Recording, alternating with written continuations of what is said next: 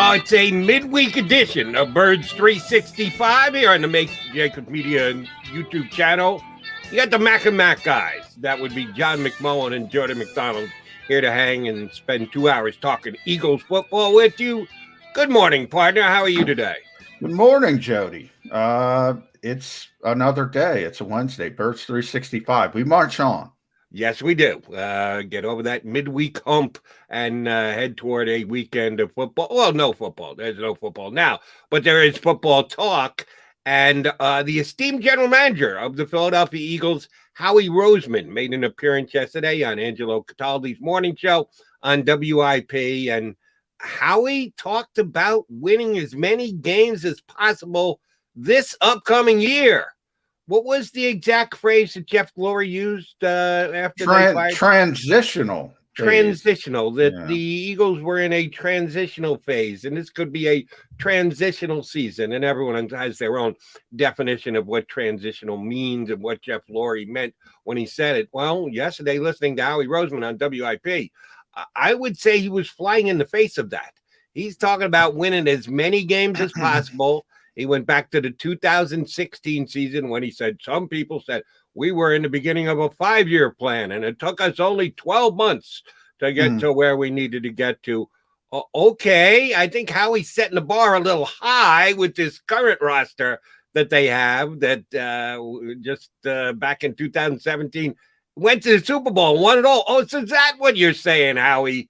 I was kind of taken aback by his optimism and or his slant on things. Were you surprised that Howie Roseman went there? Not really. I mean, we talked about this last week, I think, when we compared, and I don't think it's apples to apples when you compare, obviously, the Sixers process with the Eagles transition. Look, the Sixers tried to lose for multiple years. I told you at the time, the Eagles are not going to try to lose at all. They kind of realize they're not in a position to win. That's, and by win, I mean championships. And that's what I think Jeffrey Lurie was talking about when he was mentioning a transitional phase. I think people got used to the Eagles being in the conversation, at least as a legitimate contender. They're not in that conversation any longer. And they have to regroup, get younger, get more cost effective. And that's what he was talking about with the transition. They were always going to try to win every game. The problem is they're not equipped to win every game. I think we all realize that. Now, the second part of that, the second good part of that is, look, Jody, we see worst to first in the NFL every single year because of two things mainly. It's an unbalanced schedule, 16, now 17 games in a 32-team league. So everybody doesn't play everybody. You have a tiered scheduling system where the schedule is more difficult for the first place teams than the last place teams. So there's already built in an opportunity to get a little bit better as a bad team because you're playing other bad teams, at least from last season. And then, look, you can just turn this around quickly in the NFL. You get the quarterback, you get a couple playmakers, and bang, you go from 6 wins to 9 wins, and you're at least in the playoff conversation. Before I disagree with you, I need to have one question. Wow. And I should know the answer, and I don't, and shame on me, so I'm going to need to get it from you. In the new 17-game world that is the National Football League, how did they decide the 17th game this year? I know it's all interconference games. It's AFC against NFC. But they pick a division and they rotate. So NFC East versus AFC East, so forth and so on. And then they'll rotate each year. So all the teams, I believe, play each other. So I haven't looked at the schedules. Obviously, the schedule will come out May 12th. We have the big giveaway here, Devonta Smith. Everybody subscribe to the YouTube channel, JAKIB Media Sports. So every year you have, the home game you mentioned yesterday is going to be against the Jets. It's going to be up at MetLife Stadium. So you have two things. You have the flip from year to year from AFC, NFC, and then that 17th game is going to be locked into a division for each division, if that makes sense. Yeah, I'm not understanding it. Maybe. So, in other words, the Cowboys, the first place, the Cowboys, Giants, Washington football team, Eagles will play all the AFC East teams this year for that 17th game. Matching up the last place team against the last place team, third place team against the third place team. I believe so. I have to check on that part, but I believe so, because it is, the Jets were in last place. You know that, right? Oh, yes, I do. Yeah, you don't need to remind me of that. Well, that lessens my disagreement with you somewhat. I do think it is overstated by you and anybody else who ever makes the argument that the schedule balances things out. That I don't think it balances. I think it's unbalanced. Depends on the year. Right. But you were attempting to make a point that the schedule is something that keeps the teams from being that bad, that long, because they match up against other lesser lights. If this is the way they're going to do it going forward with the 17th game, that it's going to be another game where you're specifically matched up against a team in another division that finished in the same place you do, well, then you're now up to 3/17 of the season. Because right now, until they added the 17th game, 2 of your games were determined by where you finished the year before. 2 out of 16. That's not a whole hell of a lot. And that's why I say the power of the schedule is oftentimes, in my estimation, overrated. That because you finish, you get to play a last place schedule. 2 out of your 16 games are determined against other last place teams. If it goes to 3 now, it actually gets a little bit. You're up to almost 20% of your schedule. It's still less than 20, and 2 out of 16 is significantly less than 20. I think that whole when you finish last, you get the last place schedule is woefully overrated. Well, I will say, and again, I didn't say balanced, I said unbalanced. It gives you an opportunity. This is a parity-driven league since the days of Pete Rozelle. You and I know that name. Older fans will know that name. That was his sort of ethos to get everybody involved, which I think, by the way, is a really good thing. You see the hope and expectation in most fan bases around the NFL, whether it's realistic or not. My point is, it's already a small schedule when you compare it to the NBA, the NHL, Major League Baseball. So all these games are meaningful. And if you're playing a good team, the difference between some of these teams is 10-6, 9-7. That will add the extra game. That's how close it is. So 2 games could mean everything. All I'm saying is it makes it easier. One of the reasons people say, why are there worst to first literally every year in the NFL? That's a big reason for that, because the difference between 6-10 and 10-6 in this league could be razor thin. Couple injuries, couple easier games against a couple harder games. Remember the back end of that, Jody.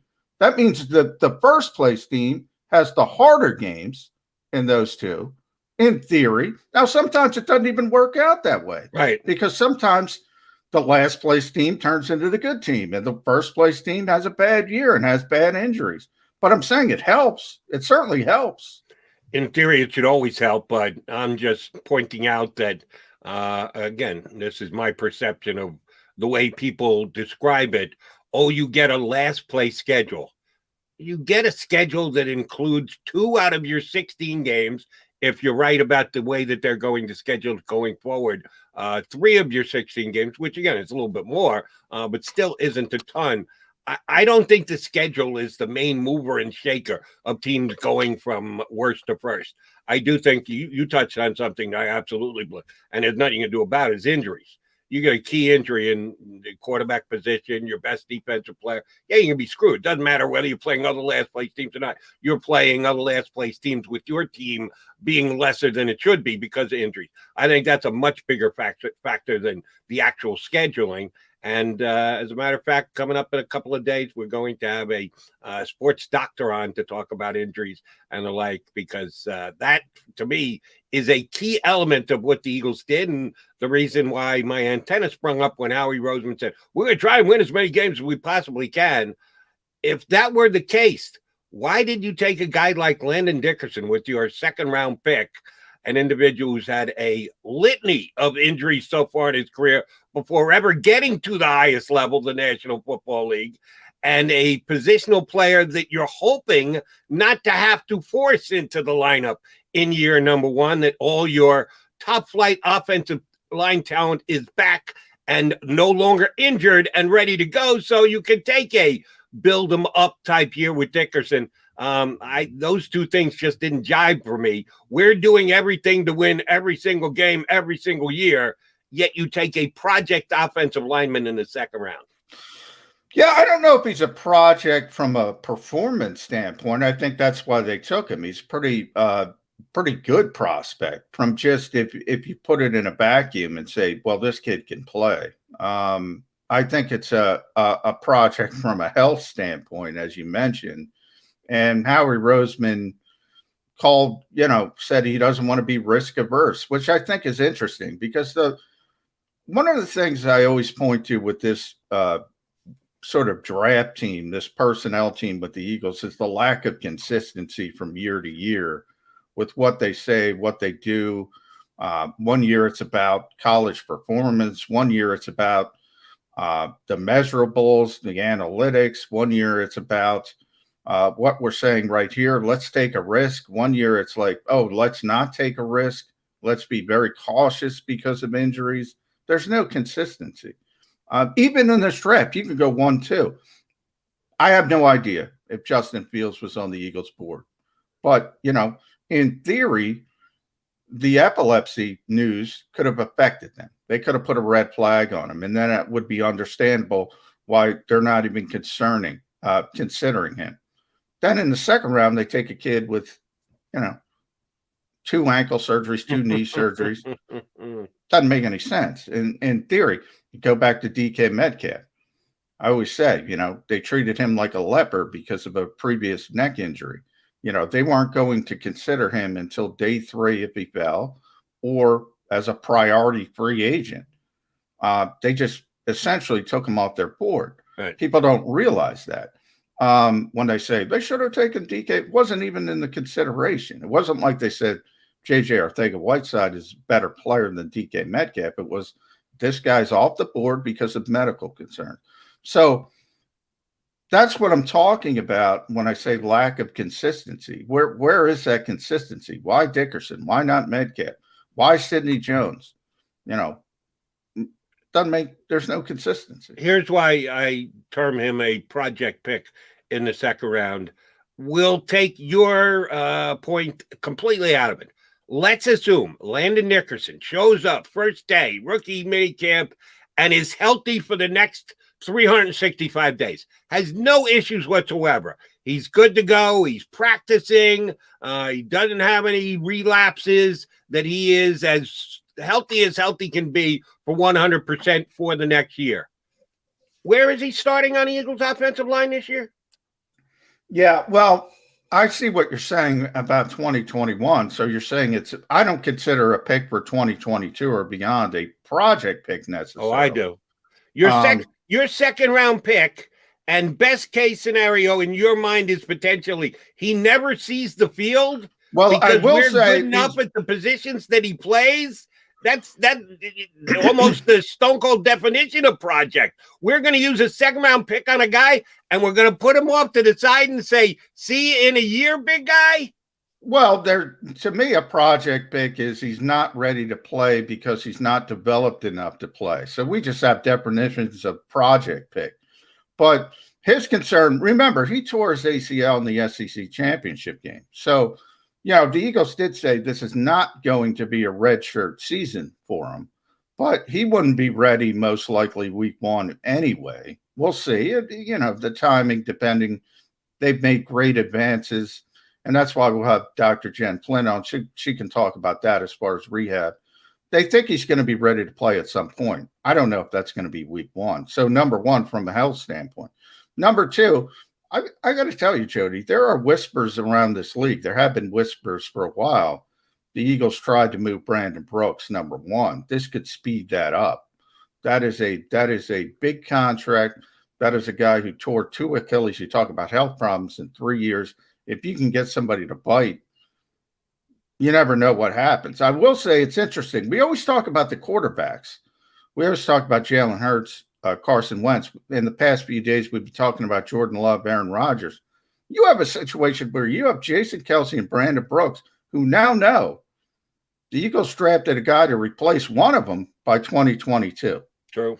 So, but as far as, again, project versus, to me, you know, you look at some of these guys on day 3 and you talk about 240-pound edge rushers.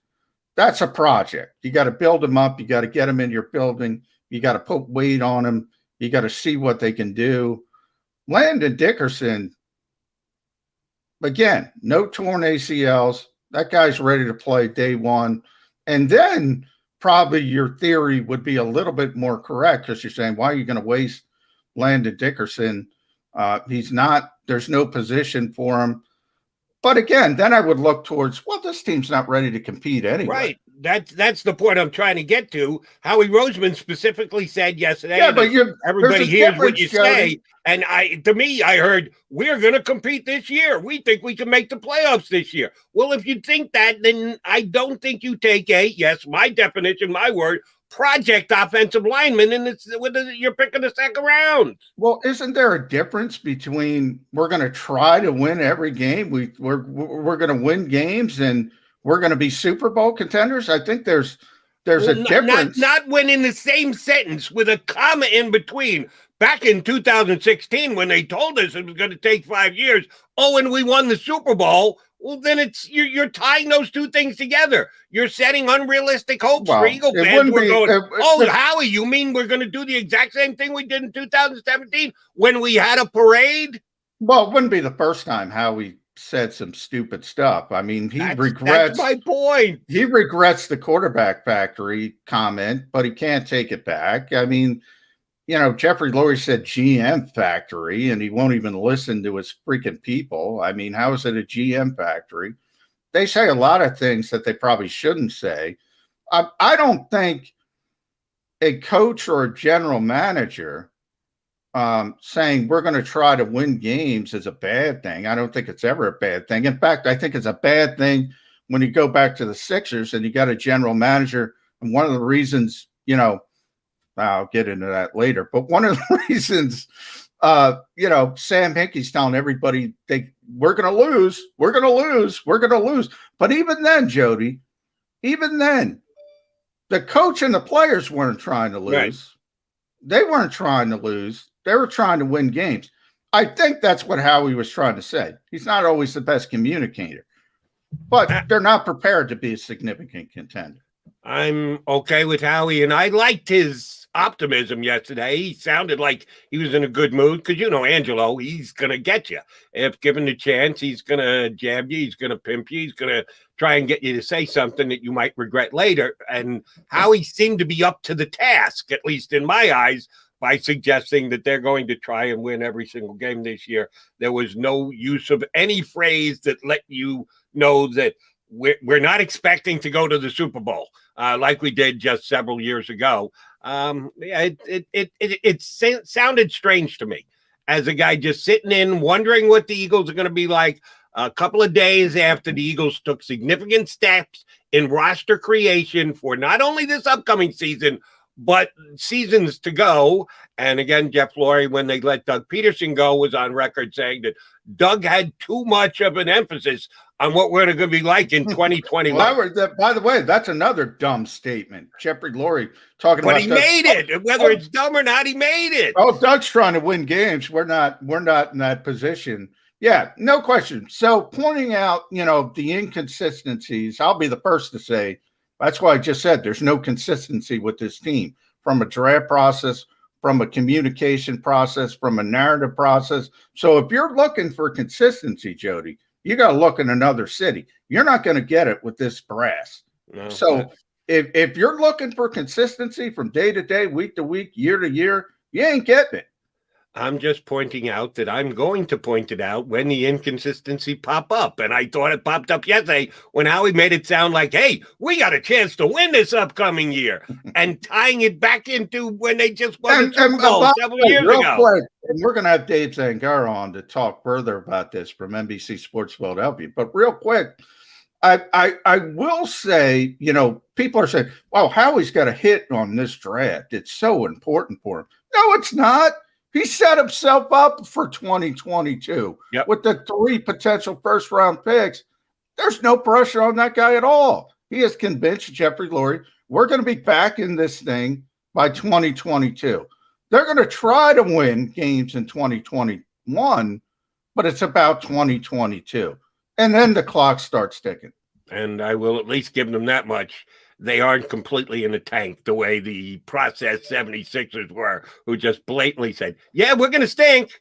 No question. We need to stink to get higher draft picks. Howie Roseman at least didn't go there. You can take heart in that, Birds fans. We are Birds 365. John McMullen, Jody McDonald, as John noted, guest time.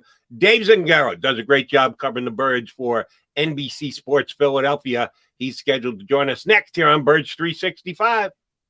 If you missed any of today's show on the JAKIB Media channel, listen to the podcast on your way home. Available on YouTube, Apple, and Spotify. Welcome to the Wildwoods, the perfect place where you can safely do everything or nothing at all. Catch a wave, take a nap, go for a drive, grab a bite. It's your vacation, and we're doing everything we can to make it a safe one. The Wildwoods. Your vacation, your way.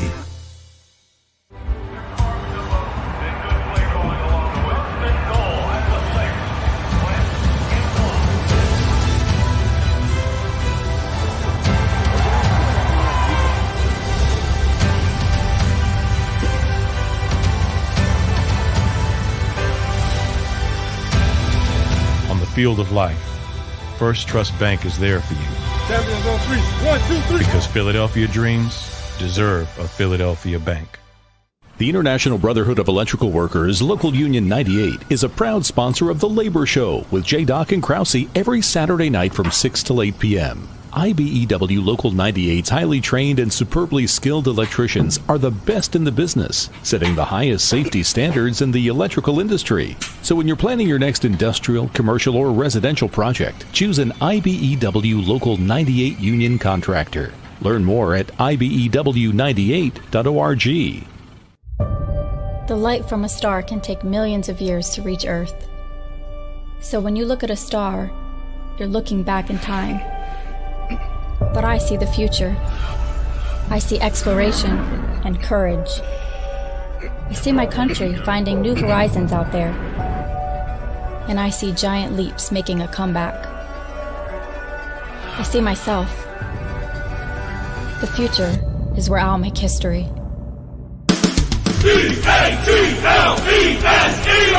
Jody Mack, the legendary sports talker, joins forces with NFL insider John McMullen.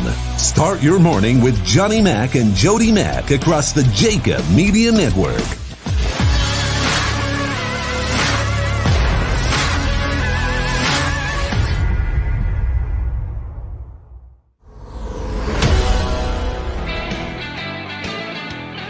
A Cinco De Mayo edition of Birds 365 here on the JAKIB Sports Media channel. He is John McMullen. I am Jody McDonald. I can guarantee you the only thing in my coffee is a little cream and a little sweet and low. McMullen, you never know because he's got that metal container that he's drinking out of. There could be tequila in it.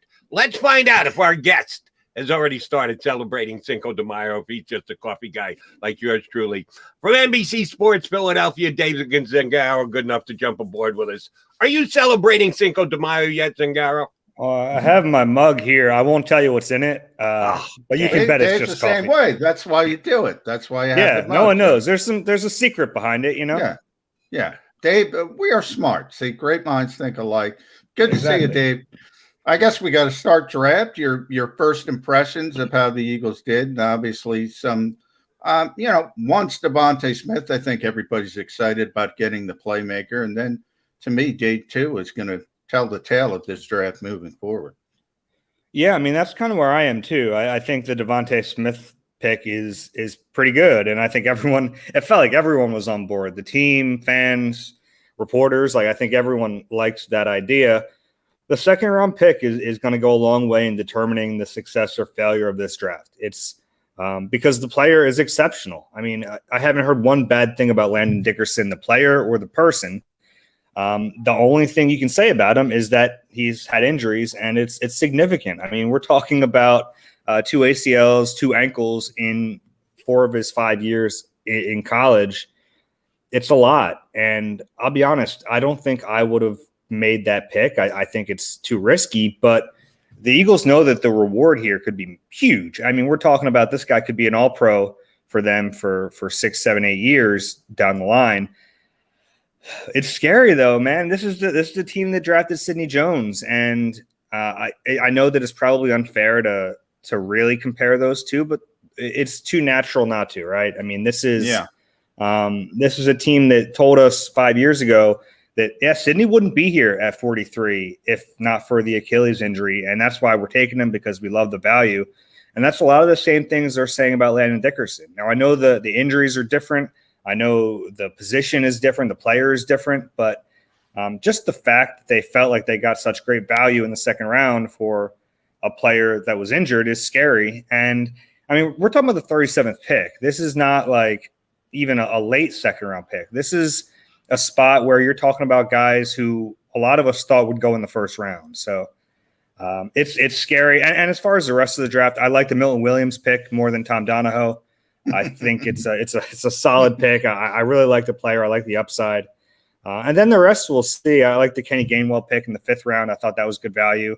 And then after that, who knows? I think Toi Pelotu, good value. I think there's probably a reason he was there in the 6th round, though. And then, the later round guys, I'm not going to sit here and pretend to know a ton about Teron Jackson, but Jacoby Stevens is a guy at least we've seen a lot at LSU, and I like the idea of turning him into a linebacker.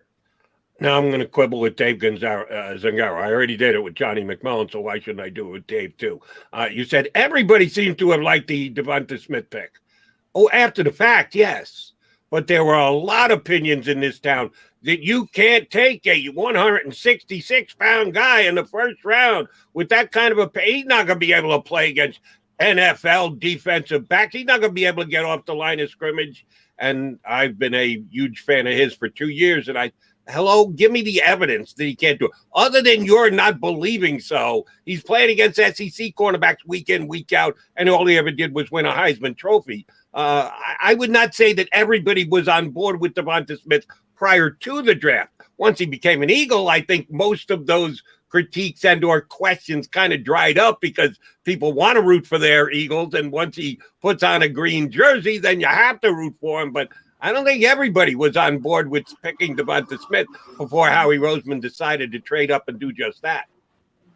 Yeah, you're right. I mean, but also I don't want to completely discount the weight thing. I mean, there is a concern there, and it's a concern the Eagles thought about. It's not like they just thought, forget it. He's skinny, but who cares? I mean, they really looked into it and they tried to figure out if he can translate to the NFL. It's a weird case because there's really not a comparison. I mean, we've had little guys in the league before, but different body builds and never this high of a pick. I mean, this is such a significant investment in a player. We're talking about the 10th overall pick. Even Marquise Brown a few years ago, it wasn't that significant of an investment. You look at Deshaun Jackson, he was a 2nd round pick, right? So, I mean, it's a lot to put into a player, but look, and maybe they're wrong. Maybe we're all wrong and the weight will matter, but there's no evidence of that. There's no evidence going back to his time in Alabama where we all saw what he did and he did it against great competition. And the thing I really like about him is that he's just so technically proficient that you feel more comfortable. Honestly, you kind of feel more comfortable with him than a guy who just won with his athleticism in college because not to say he's not athletic, because he is in his own way, and he has great hands and great body control and all that stuff, and that's part of athleticism. But what I mean is, like, he's not a 6'4" monster who's just kind of mossing people. He's not doing that. The way he won was running great routes, being technically proficient, and using his high football IQ. So all those things should translate. He's already ahead of his time in a lot of those areas. And now he's going to a coaching staff with a head coach that's a former wide receivers coach, a former wide receiver. So I really like the pick. And I'll be honest, he was not my top guy. When we talked about the choices that might be there, Patrick Surtain was my guy. I really thought that was the safest pick of the areas or the guys that would have had a chance to take. And I like the idea of a corner, but Devonta Smith is a really solid pick. I thought they couldn't go wrong with any of those four guys when we talk about Smith, Waddle, Surtain, or Horn, the four guys who kind of got talked about the most. And the more I've heard about Smith, honestly, since he's been drafted, the more I like him. You can't find a person who's been around the Alabama program in the last few years that has anything bad to say about him on or off the field. So sometimes I know it's that stuff gets overblown, the leadership aspect of it, but he's kind of an alpha. He reminds me a little bit of Jalen Hurts, just that kind of quiet confidence that he's not going to talk a lot in the locker room, but when he opens his mouth, the rest of the team's going to listen. And there's just something about him.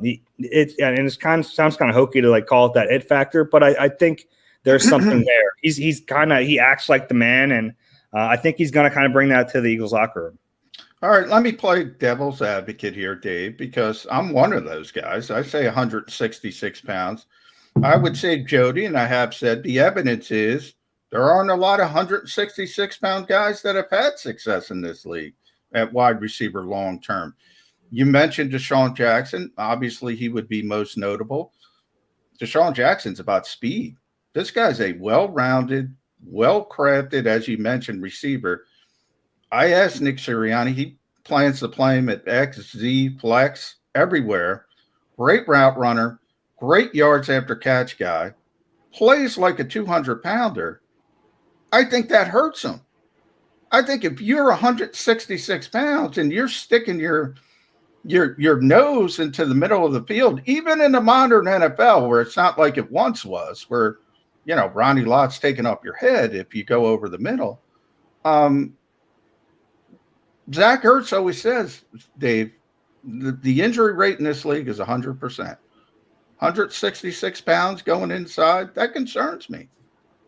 Yeah, I get it. The flip side of that is I know there's never been a player at 166 pounds that's maybe had the success the same way. But and we talked about this kind of leading into the draft. There's never been a guy this light that's been selected this early. Well, there's also never been a guy this light who's been this good. I mean, there's no comparison, right? I mean, you look at what he did in college, and I know that you're drafting projection, not production, but there's never quite been a guy what he just did in the SEC is amazing. And there's never been a guy to do that before. So I don't think it's even fair to compare him to other guys who are that light.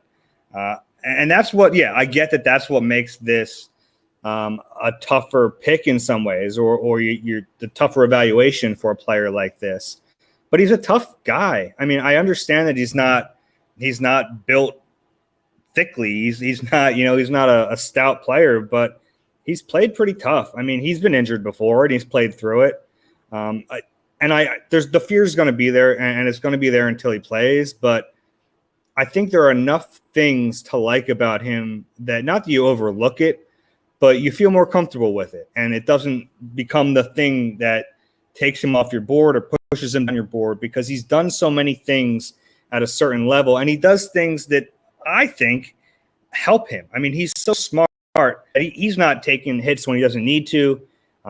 He understands body control. He understands when to make a play, how to make a play, that I think all those things help him at 166 pounds. Now, does it help him when he comes across the middle and gets decked?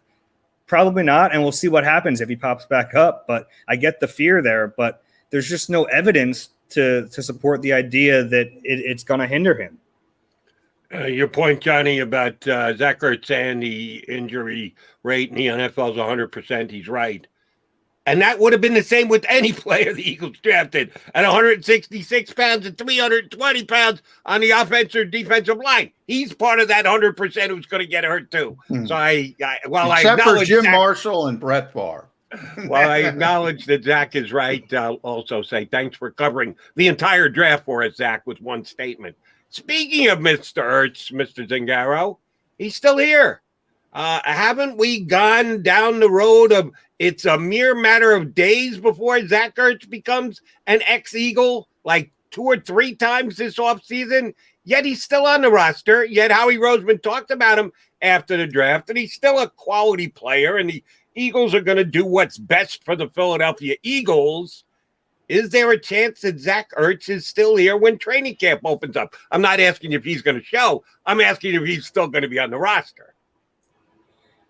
Training camp, maybe. I have a hard time imagining he's going to be on the football team this year. I still think he's going to get traded or cut, and the cut happens well down the line if he can't get traded and he starts to really make a fuss. But what Howie said was basically, hey, this guy's still available. I don't like your offers yet. Come make me a better offer for this guy. And I understand he's playing this to try to maximize the value. But to me, it feels like the Carson Wentz situation all over again. It's that the player clearly isn't going to be here, and it's just about Howie trying to get back as much value as he can. It made sense that it might happen during the draft, right? I mean, when NFL GMs are talking, there's a greater chance that something goes down. And he thought maybe if they can get value and trade up somewhere and Ertz can become a part of a package, that all made sense. But now the possibility is there that, hey, maybe a team didn't get a tight end, or maybe, all the way in the training camp, someone gets hurt and they're opportunistic that way. But it's a tricky situation because I think we already understand that the relationship between player and organization has been fractured in some way. Even if it was just that he wanted the contract, he didn't get a contract. Even if it was just that, not that you want to bend to the player and really care about what the player wants, because you want to maximize the value. You want to get as much back for him as you can. But we're talking about an all-time great player in the franchise, and I don't think you want to screw it up to the point where he doesn't want to come back here at some point and go on the Wall of Fame or whatever it is. I think you want to somehow do what's best for him at a certain point, but you don't sacrifice that in favor of not getting value. So it's a tricky situation to be in. I still think he's going to be traded at some point. The great Dave Zangaro, I'm going to say that out loud to Dave. Read him at NBC Sports Philadelphia. Nobody does a better job covering the Eagles than Dave. You alluded to Tom Donahoe, so I do want to get into that a little bit. I think it was overrated. I think it was overblown. I think it was a little dust up. The fact that evidently nobody knew the camera was there. Tom didn't know, or at least he claimed to Chris Mortensen. He didn't know, surprises me a little bit. But bottom line, we're arguing about a couple defensive tackles in the 3rd round in a historically weak defensive tackle draft.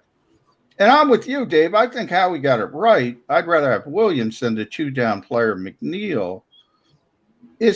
Should we make more of it? Is this a bigger deal because of the Eagles' history? It looks like a bigger deal, right? I mean, that was the thing. It's a really bad look right now for this team where there was so much talk about the importance of getting everyone on the same page and kind of moving past some of the dysfunction that we know existed, right? I mean, we know that last year how we went rogue a little bit and it ticked people off. So for that to happen and for us to be talking about that so much, and then, day 2 in the draft Friday night, we're all watching it like, you got to be kidding me. I think it's more of a bad look, and it's unfortunate for them that it played out on national television. I'm kind of with you. I think I don't want to overblow it because this stuff happens, it does. And Tom Donahoe, anyone who's met Tom Donahoe knows that he's not one to bite his tongue when he has an opinion. I mean, he's been doing this too long. He's been a GM twice. If he has an opinion, he's going to let them know. And I think the Eagles appreciate that. They appreciate having that honesty. He's not a yes man. They have plenty of yes men. He's a guy who, if they fired him tomorrow, he'd go back to Pittsburgh and live a happy life and he'd be fine with it. But he's not going to cater to anyone in that organization. And I think that they appreciate that. And I think that's what we saw there, that he liked one player more than they liked the other player. And he let them know it. And it's funny, the Eagles put out that video of Jonathan Gannon That matters. As funny as it was that they did it, the fact that the defensive coordinator was that excited about the pick, to me, matters more than the senior football advisor, as much sway as he has in the building. I'd rather the defensive coordinator be on board with the pick than Tom Donahoe. I'll give you my opinion. I'm with Donahoe on this. I think, as a matter of fact, McNeil's going to be the better player. But that's something we'll figure out over the next 5 years. Shame on him. He's got to know that the camera's there. He can't claim after the fact that, well, Mort, I didn't even know the camera was there. That's your job. You're supposed to know that the camera's there, and you can't have the reaction that you have. But I will give him credit. He did good damage control afterwards. Best draft that they've had in the last 10 years. So Donahoe got my attention plenty over the weekend, which I'm not sure that the Eagles needed or anybody needed at this point. You mentioned Gannon, the new coordinator, and yes, the very directed video that the Eagles released to show how psyched he was with the pick. What did we learn about him without ever having seen him and or his defense on the field? Can we pick up any pointers on maybe what kind of schemes they're going to run, what kind of usage they're going to have for players, how they're going to do it differently than the Schwartz defense did off just the players that they've acquired since the draft came down, Dave? Yeah, a little bit. Now, it was funny. The one guy who I really looked at it with a raised eyebrow was Patrick Johnson, because they listed him as a linebacker. He was an edge player in college. And so you're like, all right, they call him a linebacker. He's probably a stand-up rusher. Are we going to see some odd fronts? That was the first thing I thought. And I don't know. And maybe I'm getting ahead of myself for a 7th-round pick. But that was kind of one of the, that might not mean anything. They just probably like the player. But Jannard Avery as well, Dave. They moved him to linebacker. Exactly. So, and you heard Jannard Avery's at linebacker, and you're like, well, he's not playing the mic. I mean, he's not that agile. So you're like, all right, Patrick Johnson's a linebacker. He's probably a stand-up rusher. Jannard Avery, is this a position in Gannon's defense? Are we going to see some different fronts this year? I think there's a possibility of that. And it's funny because we've looked so much at Minnesota, and I think we should. I generally think that the fact that he kind of started there, and he has that Zimmer background, and then they bring in Nick Rawlis, the linebackers coach from Minnesota. It points to a lot of the Zimmer defense, and then you look at Zimmer, you look at Eberflus, and you try to figure out what Gannon is going to do. But Gannon's a pretty smart guy. He's pretty highly regarded around the league. I'm sure he has wrinkles that we were not anticipating. You know what I mean? He's waited a long time for this. So to think that he's just going to bring Zimmer's defense and here's Zimmer's defense, I don't think that's the case.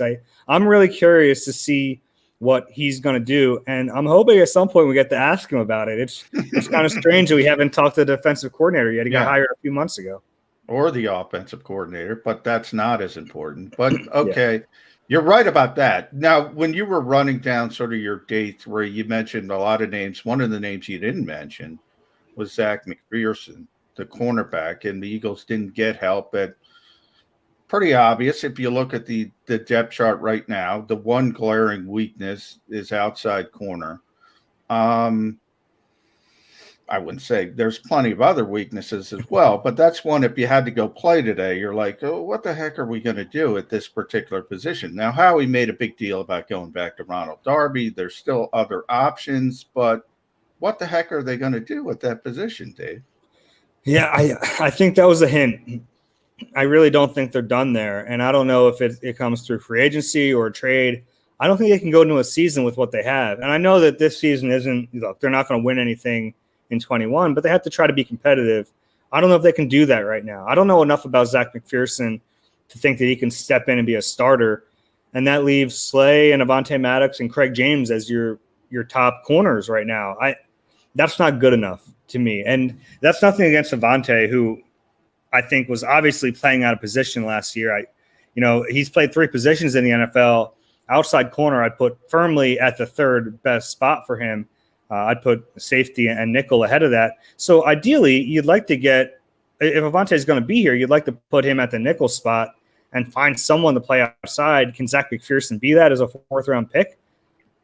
I'm skeptical of that, and that's not a knock against the player, but a 4th-round corner is far from a sure thing. So I don't think they're done there, and I don't think they should be done there. You mentioned trade as a possibility, Dave, which is interesting.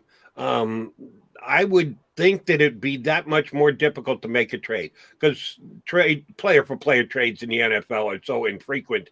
It's oftentimes a waste of time to try and find a team that you match up with. It's usually 4 draft picks. And now you got to wait 360 some odd days to be able to cash in that draft pick. Are there actually cornerbacks out there that you would say would be an upgrade for the Eagles that could be available for in exchange for a draft pick you're not going to be able to cash for another 12 months now?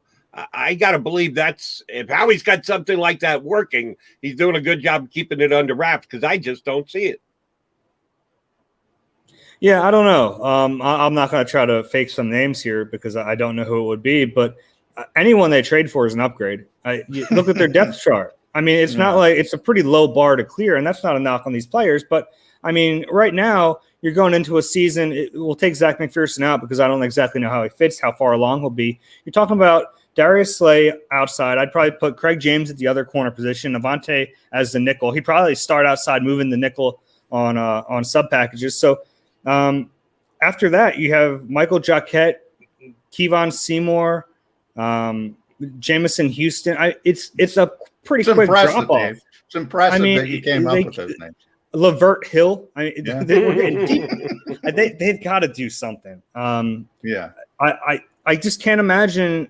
It's almost impossible to go into a season with that. And maybe Zach McPherson, and the problem is we don't have OTAs either. It's not even like this guy can show up to OTAs and wow everyone in shorts. He can't do that. So the first time we're really going to see him in competitive action is in August. Yeah. It's not good enough. It certainly is. And it brings me to how he was on with Angelo yesterday. Jody made a big deal about him saying, hey, we're going to compete. We're going to try to win games, essentially. I think everybody looks at this team and says, Jeffrey Lurie used the term transitional phase. Can they be better than expected? Can this team in a bad division compete for an NFC East title? They're not going to be in the mix for a significant Super Bowl contender. I think we all realize that. But in a bad division, can they compete? I mean, if the division is as bad as it was last year, sure. If it's the historically worst division in NFL history again, yeah, I mean they better be around the conversation. Well, they didn't last year.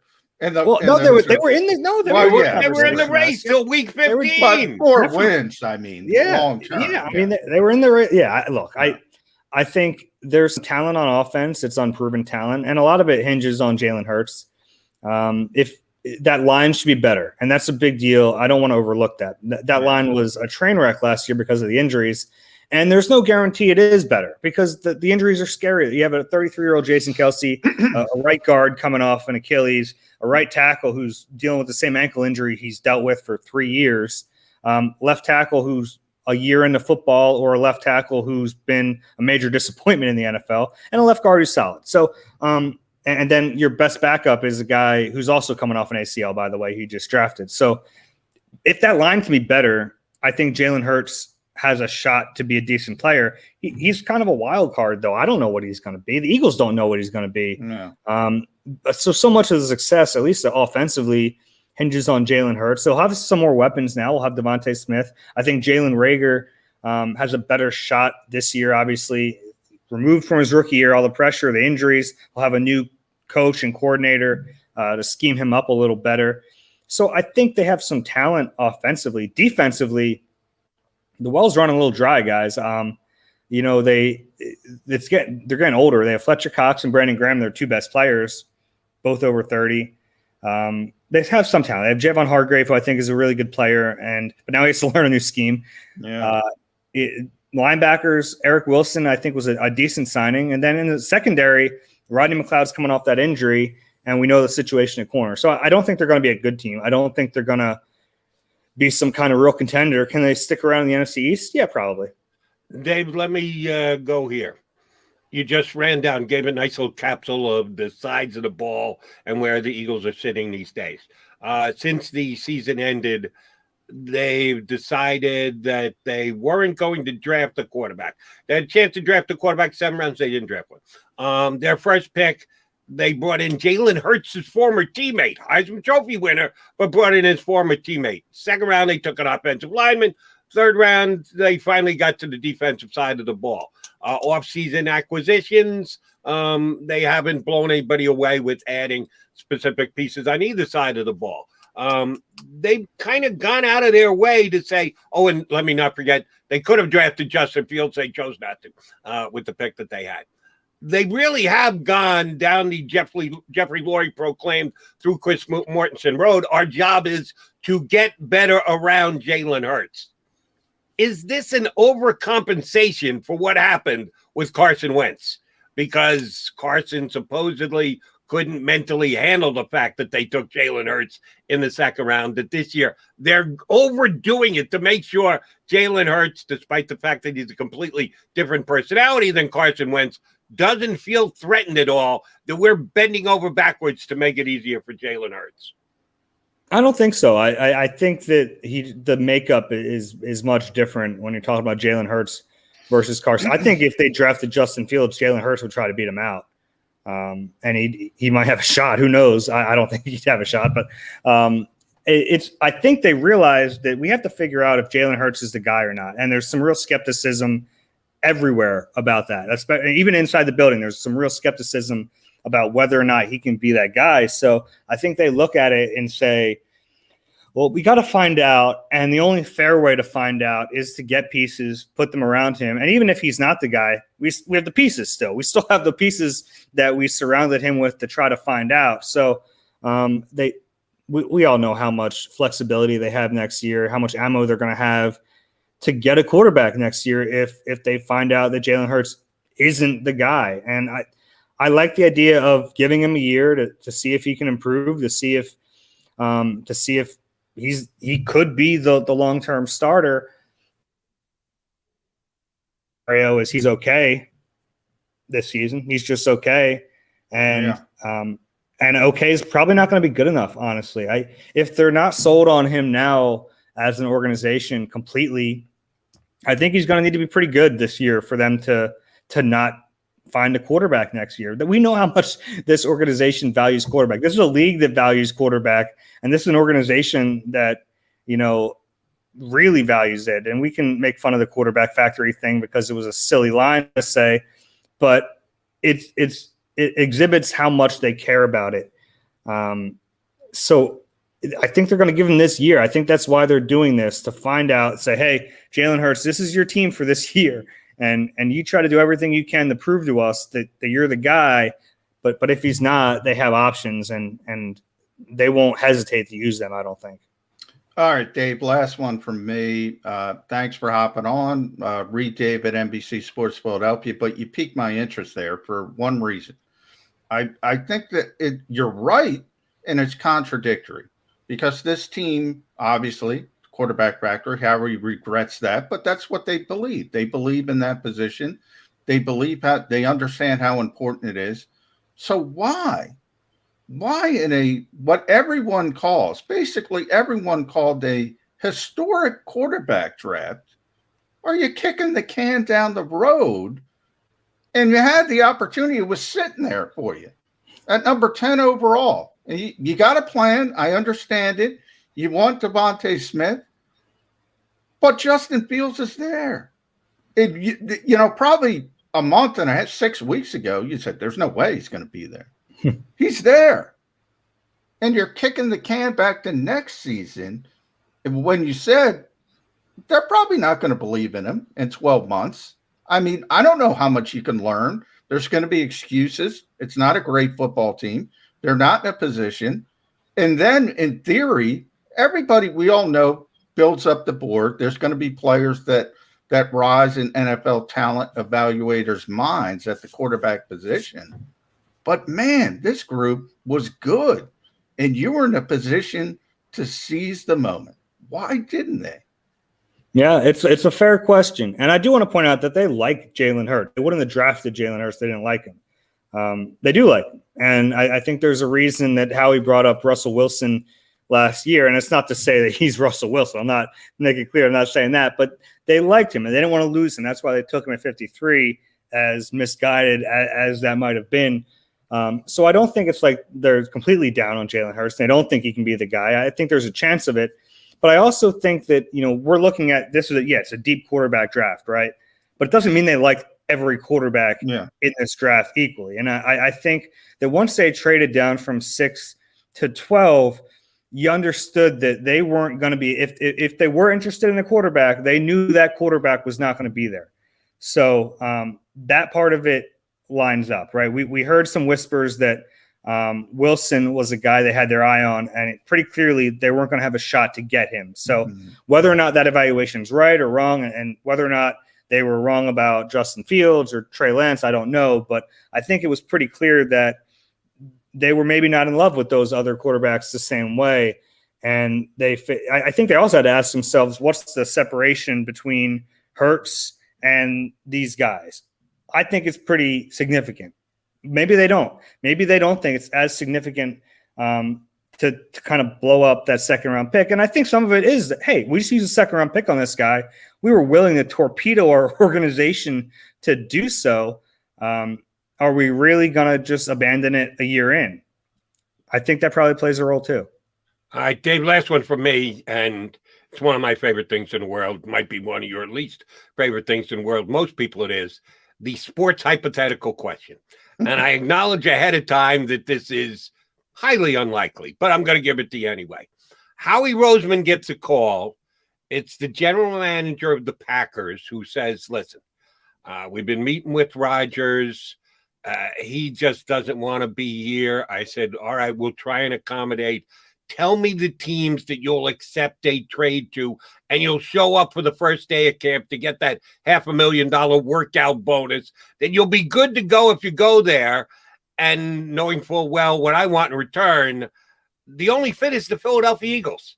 Yeah, he signed off on Philadelphia, and I need 3 first-round draft picks, and they got to be right away, not down the road. And you guaranteed to have 2. Oh, did we lose Dave? There he is. He's still there. We're guaranteed to have 2, and we'll take that Carson Wentz deal too.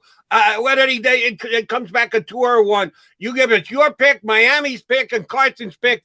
You got yourself Aaron Rodgers, and here's his agent's number in case you need to confirm and don't buy the fact that it'll go to Philadelphia. That's why we call this a hypothetical.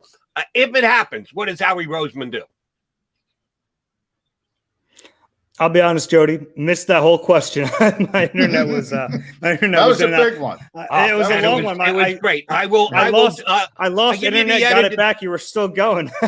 I'll give you the edited version. Packers GM calls Howie Roseman. Aaron Rodgers signs off on coming to Philadelphia. Eagles have what it takes to get him their 2 1s plus the Carson Wentz one. Gutekunst said, that's enough for me. I'll pull the trigger on a deal. Call Aaron. He's good with coming to Philadelphia. Those things in place, highly unlikely as they may be, but if they're all in place, what does Howie Roseman do? It's a good question. The problem is they need so much. They really do. And all those picks that you're trading to get Aaron Rodgers, you're going to have a team with Aaron Rodgers. Here he is. I still think they'd entertain it. We're talking about one of the best, maybe the best quarterback in the league, one of the best quarterbacks in the league. He still has plenty of good years left. I think Howie would entertain it. I don't know if they you'd have a team with Aaron Rodgers and then Aaron Rodgers. That'd be the scary Devonta part. Smith, who's not going to get hurt at 166 pounds. By the way, Dave, that'll get you 10 wins. Aaron Rodgers. And that's the thing, and that's why it's tempting. It's like he's that good. I think Howie would at least entertain it. He'd probably do it. And it would give us great fodder for months and months, probably years to come. And Dave not going to happen. Dave Zangaro, I said hypothetical. Playing to that 2%. I love doing it. Dave, we appreciate you coming on board. Great stuff. We will certainly be tapping into you again down the road. Thanks for coming on with us today. Happy Cinco de Mayo. All right. Take care, guys. Thanks. Dave Zangaro from NBC Sports Philly. Read him at NBCSportsPhilly.com. All right, the Mac and Mac guys coming back. We've still got an hour left to play here on a Cinco de Mayo edition of Birds 365. If you missed any of today's show on the JAKIB Media channel, listen to the podcast on your way home. Available on YouTube, Apple, and Spotify. Welcome to the Wildwoods, the perfect place where you can safely do everything or nothing at all. catch a wave, take a nap. Go for a drive, grab a bite. It's your vacation, and we're doing everything we can to make it a safe one. The Wildwoods. Your vacation, your way.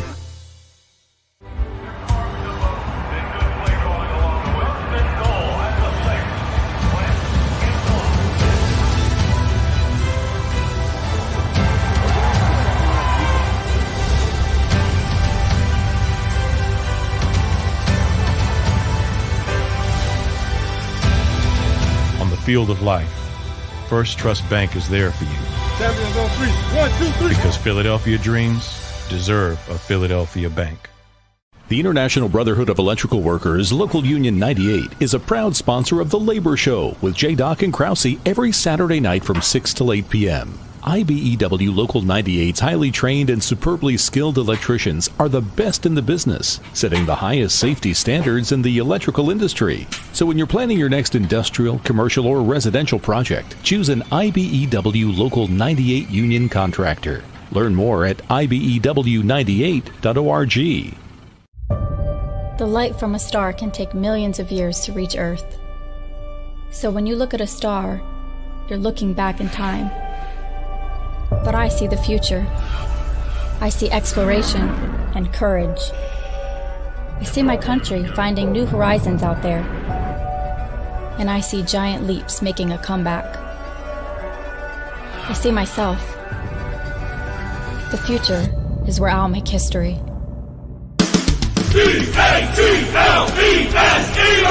Jody Mack, the legendary sports talker, joins forces with NFL insider John McMullen. Start your morning with Johnny Mack and Jody Mack across the JAKIB Media Network.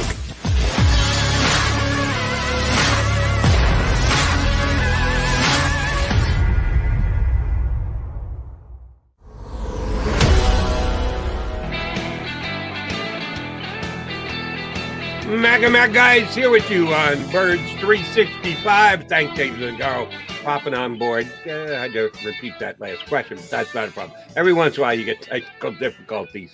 Dave did a great job. We thank him for hopping on board. Our buddy Dan Sileo coming up later, host of a new show here on the JAKIB Media channel, NFL show, former NFL player, going to hop on board with us for a spot today here on Birds 365. I don't think I specifically put that question to you since we've been talking about Aaron Rodgers. I think we kind of dismissed it out of hand because we both agree that the chances of him choosing Philadelphia as a potential destination are very, very, very slimmer than our boy Devonta Smith. Yeah, yes. Good comparison there, Joe. But maybe even slimmer, by the way. But probably even slimmer. If it did happen, that would actually back up what Howie Roseman said on WIP yesterday for me. We're going to try and win games. You just said you get Aaron Rodgers, you're a 10-win team. That's going to get you in the playoffs in the NFC East. How tempting is it?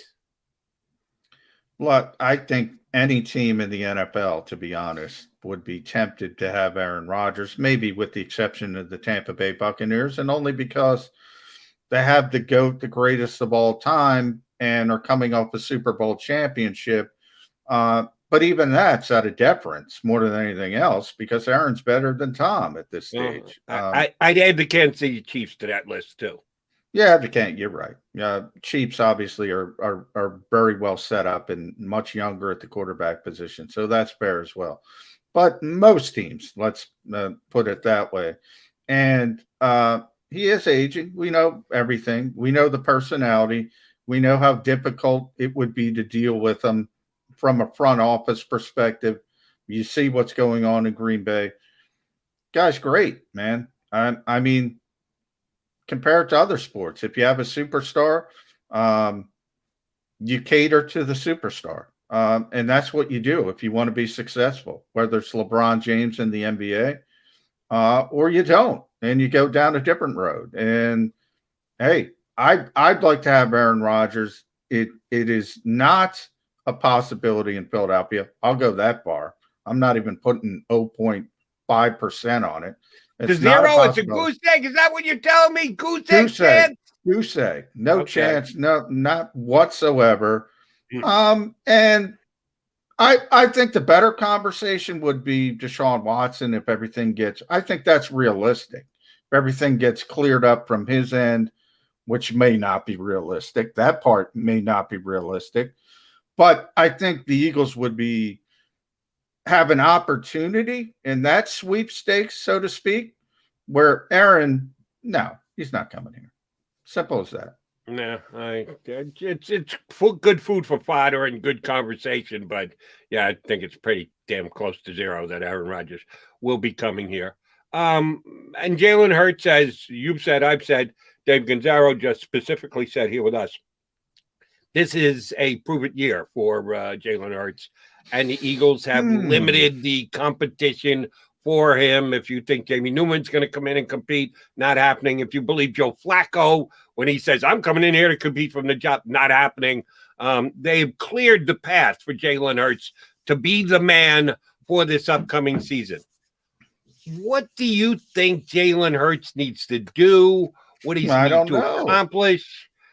They have to have a bar that, at least in their own mind, that they're setting for him before the season starts. Do they not? I don't know, Jody. I don't know what he can do to earn this job in a year when we're sitting here next year at this time. And even, rewind a couple of weeks in the lead up to the draft. Right. I think we're going to be talking about the Eagles in the quarterback position, which is why I think the theme of this show today has been consistency, or better described, inconsistency. And we just talked about it with Dave. This team values the quarterback position above all else. And it makes no sense to me what they're doing. And that is not, people kill me all the time. McMullen hates Jalen Hurts. I like Jalen Hurts. I like the kid. I think he's a natural leader. I think he's an extremely hard worker. I think that is ultimately what will lead him to success if he does have success, because he's going to uncover every single rock to become a better player. But I look at this team and I say to myself, what are you doing not considering the quarterbacks? Look, everybody has stars. The Eagles have Fletcher Cox, Brandon Graham, Jason Kelsey. Most of their stars are aging, unfortunately. But those guys are entrenched. Every team has them. By definition, Jalen Hurts isn't entrenched. So as a GM, if you're Howie Roseman, what do you always talk about? What's the cliche? We're always trying to get better. We're always trying to get better. Sometimes it's not possible, Jody. You got to do the best you can at a certain position. You have Justin Fields falls in your lap, and there's not a contingency plan to say, hey, let me look around the room. What the hell's going on here? Should we take this kid? Now, maybe you shouldn't. Maybe, as Dave said, maybe they did the evaluation. Maybe they did the due diligence. Maybe they red flagged him. There's a ton of reasons. But again, the lack of consistency. We're going to red flag this kid. We're going to take Landon Dickerson. Where's the consistency with this organization? I have no idea. But I can tell you back to your original point, we're going to be here, hopefully, pre-draft next year. We're going to be talking about the Eagles going to get a quarterback, whether it's a veteran or whether it's in the draft. So I don't understand why we're doing this tap dance for 12 months. I don't understand it. Well, I can certainly tell by the way you describe Jalen Hurts and his abilities and predicting and projecting 12 months down the road. I'm a bigger believer and a fan than you are, which you had fun poking me last week by calling it my Sophie's choice as to either Devontae and or Fields. Justin Fields. I like them both. I think both have the chance to be star players, if not superstar players. And worst case scenario for me is they're both on the board when the Eagles pick. Oh, that's exactly what happened. Thank you very much. But it's even one step further than that, because I do like Jalen Hurts. I think Jalen Hurts can be a starting quarterback in this league. I think you can win with Jalen Hurts. I thought that from the time the Eagles called out his name in the second round last year, when 90% of Eagle Nation / Eagle media were saying, what the hell are they doing? Why would you take a quarterback in the second round when you have Carson Wentz? What are the Eagles possibly thinking? Again, another example of Howie Roseman trying to prove he's the smartest guy in the room and he's going to outsmart everybody. I took it as simply they need a backup quarterback. They saw this kid as a bottom of the first round talent. He's sitting there past the midway point of the second round, and they said, damn, we can get value and our backup quarterback cheap right now. Let's call out this name. And at least reports are that the owner happened to be a pretty big fan of Jalen Hurts. I don't know if it was because of the draft process. I don't know if it was because he sits home every Saturday to watch Alabama, because Alabama's on TV every single week on a national basis, and or Oklahoma, that's the reason why I don't know what the reason was. Here's what I do know. I like the kid. I thought he was value late in the second round. I thought the Eagles needed an upgraded backup quarterback. He came in and flashed enough for me. And this is a story that's been undersold here over the last couple of weeks. He was a rookie in the National Football League behind a quarterback that no one believed was ever going to be replaced in a year where there was no training camp. There were no preseason games. To expect a rookie to be able to step in and play like he did, I think just the fact that he was passable says a lot about him. Now that he is the quarterback, now he's going to get all the preseason snaps, now that they're actually going to play preseason games. Yeah, I think he's got a chance to play pretty damn good football. I'll go on record right now, this very second. Jalen Hurts will be better than Carson Wentz was last year. I agree with that. I'm leaving that bar pretty damn low because we all know how bad Carson Wentz was. The Eagles will have improved quarterback play this upcoming year. I agree with that. Well, Jody, I'm already getting roasted, as I figured I would. So I'll explain it to this. It's not about me. I went back through my notes, and I said this on my show with Ryan Rothstein on the radio last night. Give a plug to that. So I went back. Some of them were on this show. We had Chris Landry on the show. We had Blake Bedingfield on the show. Between all the stuff we do here, on air, off air, 14 different personnel evaluators. 14 from Daniel Jeremiah, really high profile. This isn't Dan's draft site. Really high profile guys in the league. Gil Brandt being one of them, a legend. I asked every single one of them the same question. I put Trevor Lawrence and Zach Wilson aside and Mac Jones because they weren't going to be able to get Trevor Lawrence. They weren't going to be able to get Zach Wilson. I don't think they were interested in Mac Jones. So I focused on Justin Fields and Trey Lance. I asked every single one of them the same question. Is it close? When you do the evaluation, Jalen Hurts, Justin Fields, Trey Lance, every single one of them, 100%, not 10-4, not 11, it was 15, not 11-4, not 12-3, not even 13-2. These guys can't agree on lunch when it comes to prospects. And not one of them said there wasn't a significant difference between Justin Fields and Trey Lance than Jalen Hurts. Not one. That scares the living you-know-what out of me. It doesn't make sense from what are the Eagles looking at that these guys are not looking at? Or are they? I think you brought up a really good point. And Dave Zangaro kind of dismissed it. I think it's real. I think they were fractured a little bit by what went on last year. I think that plays into this because there's no way. I know Andy Weidel. I know Ian Cunningham. I know these guys. There's no way Daniel Jeremiah sees this and they don't see it. No stinking way. So roast me all you want. That's the reality of this situation. 15 different personnel evaluations, 15 to nothing. I'm not surprised if you kept track as you went, and well, you should, that it came out as lopsided as it did. You need to really lay it out the way it is, though. If you use the pick on a quarterback in this draft, then you're not taking Devonta Smith. So it's not just Trey Lance. Well, yeah, again. that's a different conversation. That's all that. Yeah, But, I mean, but that's all involved. It's Nothing the real happened. world conversation. It's what happened.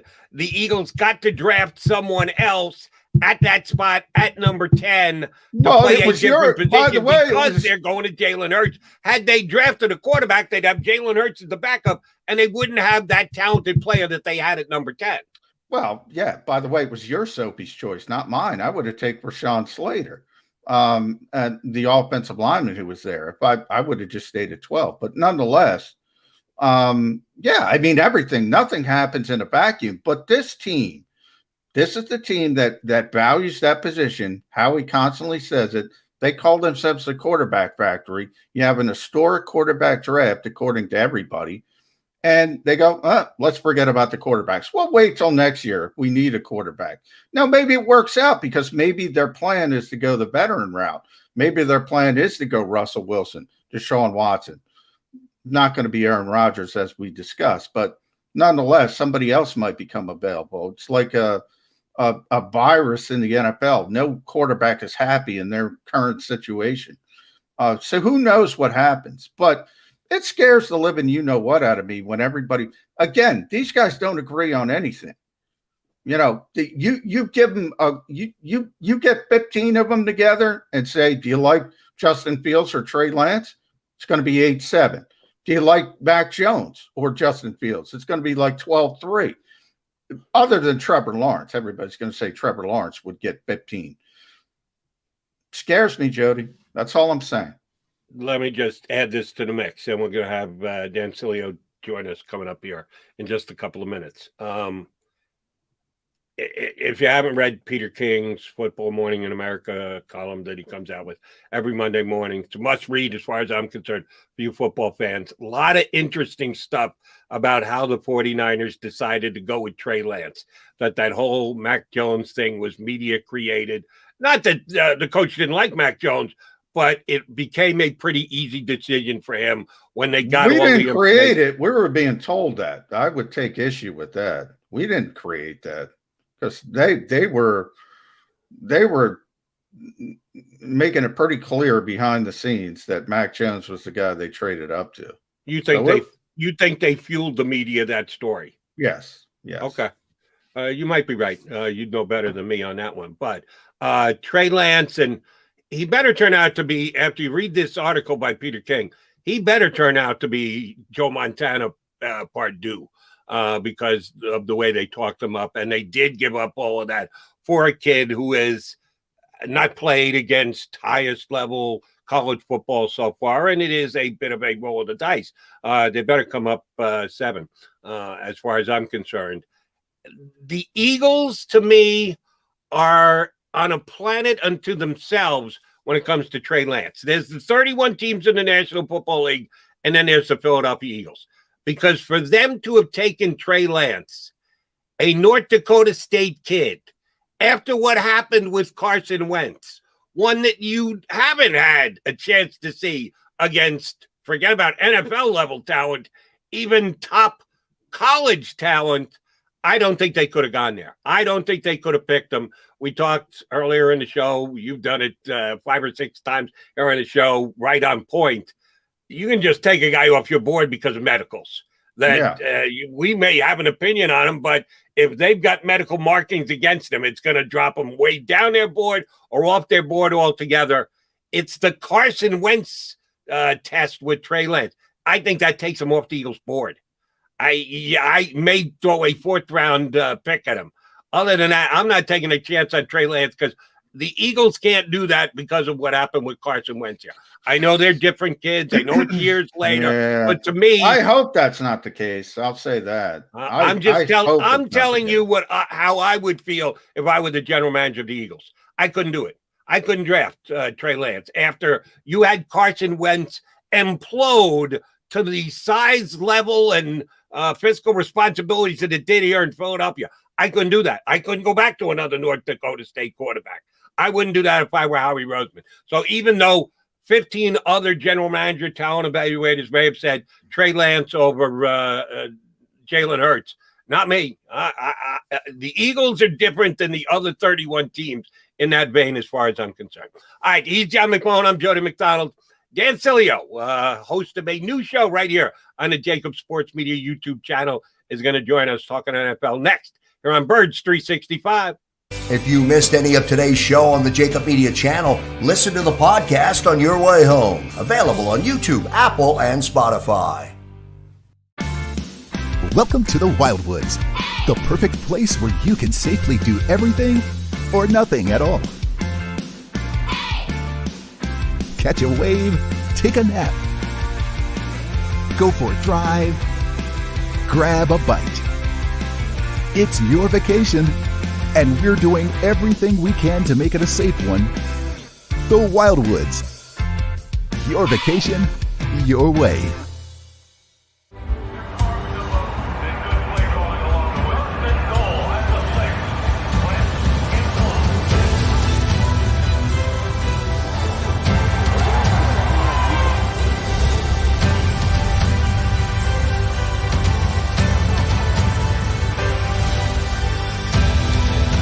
Field of life, First Trust Bank is there for you. Champions on 3. 1, 2, 3. Because Philadelphia dreams deserve a Philadelphia bank. The International Brotherhood of Electrical Workers, Local Union 98, is a proud sponsor of The Labor Show with J. and Krause every Saturday night from 6 till 8 p.m. IBEW Local 98's highly trained and superbly skilled electricians are the best in the business, setting the highest safety standards in the electrical industry. So when you're planning your next industrial, commercial, or residential project, choose an IBEW Local 98 union contractor. Learn more at ibew98.org. The light from a star can take millions of years to reach Earth. So when you look at a star, you're looking back in time. But I see the future.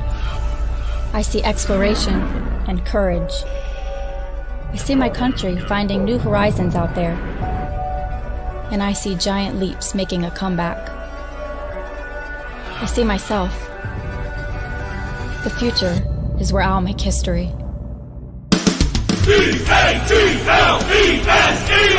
Jody Mack, the legendary sports talker, joins forces with NFL insider John McMullen. Start your morning with Johnny Mack and Jody Mack across the JAKIB Media Network.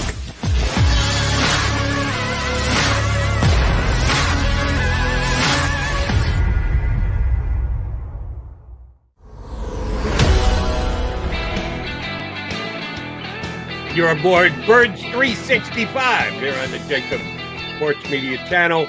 We are Mac, John McMullen, and Jody McDonald, a teammate of ours now. Happy to say, glad to have him on with his own show, the National Football Show. Dan Sileo joins us here on Birds 365. Dan the man, how are you this morning? Dude, thank you guys, man. Thank you very much for welcoming me in. It's been really a pretty cool couple days here, just being able just to do something that I really have a passion for, and that's football. And, you know, going all the way back, Jody, guys, I got to tell you, man, you know, just I got my uncle's jersey that he was inducted into the Giants Hall of Fame and then into the Pro Football Hall of Fame, Andy Robustelli. So when I say, you know, that I was born a Giant guy, I hope I'm all right here, man, a little bit, being brought into an Eagle den. Yeah, and now Jody's a Jets guy, so you're fine. Right. Yeah. Dude, then you are a glutton for punishment, Jody. Yes, I am. You're 50 plus years of it. Thank you very much for reminding me. You know, one thing, by the way, you know, you Miami guys, big sales, you run deep. One thing I want to know, you get Dwayne Johnson to promo your show, the National Football Show. First of all, I got to get you to get The Rock to give us a little shout out. Number one. Nice. Yeah, that'd be nice. But number two, talk about that Miami culture. You guys, you had Jimmy Johnson on one of your first shows. That's got to be awesome to be a part of that history. You know what? And guys, I think you probably know, and you probably bumped elbows with him. Jerome Brown and I started this thing back in 1985. And, the one thing that we wanted to really do was after we won the championship in 83, we wanted to be able to have something where every generation gets an opportunity to be connected in some way. The Canes the last 20 years haven't really been all that connected when it comes to winning, because back when we were there, I lost one game in 3 years at Miami, and that was just a common thing for over 14 years was that program. But the guys, like, I could talk to Reggie Wayne today like I talked to Michael Irvin back in the day, and that was just a culture that was set up.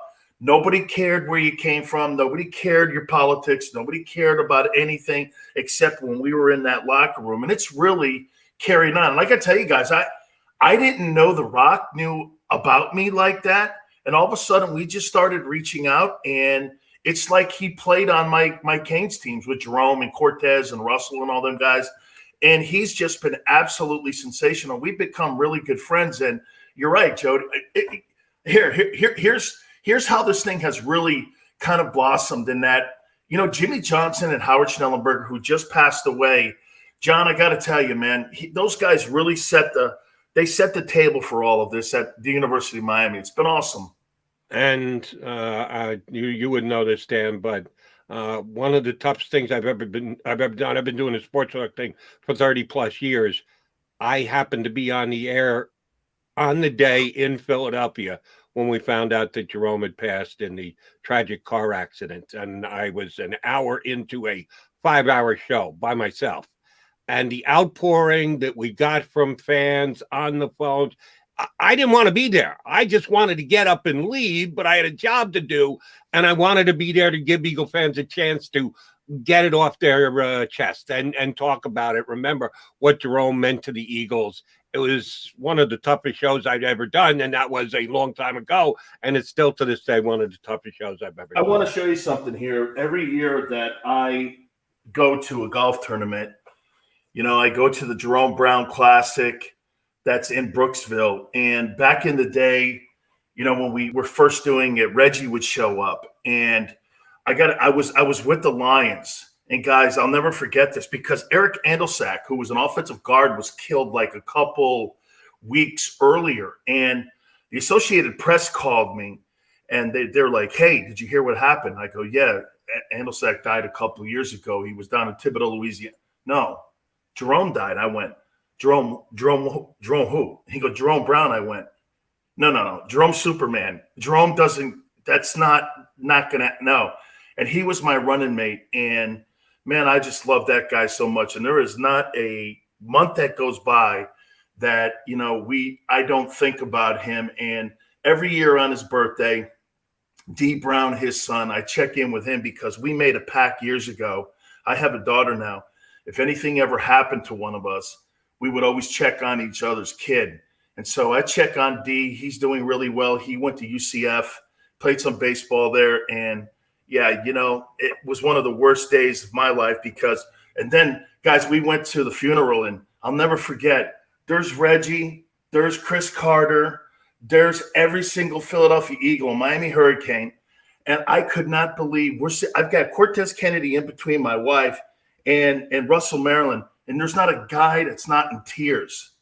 And we're just sitting there in tears. I'll never forget when we took him to rest, we all took our ties off, and we threw it in his resting place, and we just threw all of our ties in, and Reggie was just in tears. Now we lost him 2 years after that. But yeah, man, guys, that was really just, his impact. If I could tell anybody, and Jody, you know this as well as anybody, he's the Charles Barkley version of football. That was his personality. Yeah. If I could make a comparison, he was like Barkley of the football version. Yeah, and he was such a great player, just like Charles.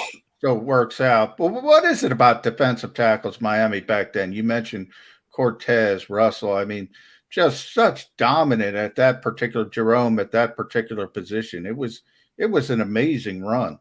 It really was. And then, Vince Wolford and Jim Burt and all the people that we had there that, I mean, I was the 56th player taken, and I thought I was one of the bums of the group. I mean, you're like, these guys are like first-round draft choices. You see, back then, we converted guys. When Jerome got to Miami from Brooksville, he was a tight end. When I got to Miami, I was a linebacker.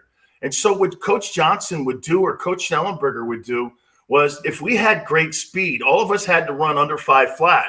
You see, you can't have 5'2" or you can't have 5'2", 240 guys playing defensive line. That's not going to work at UM. Our ends all played 4-5. Everybody wanted speed. We were not going to be the biggest guys on the planet, but we were going to be the fastest guys on the planet. And that's why every time we took on teams like Nebraska or Notre Dame, we beat the piss out of them.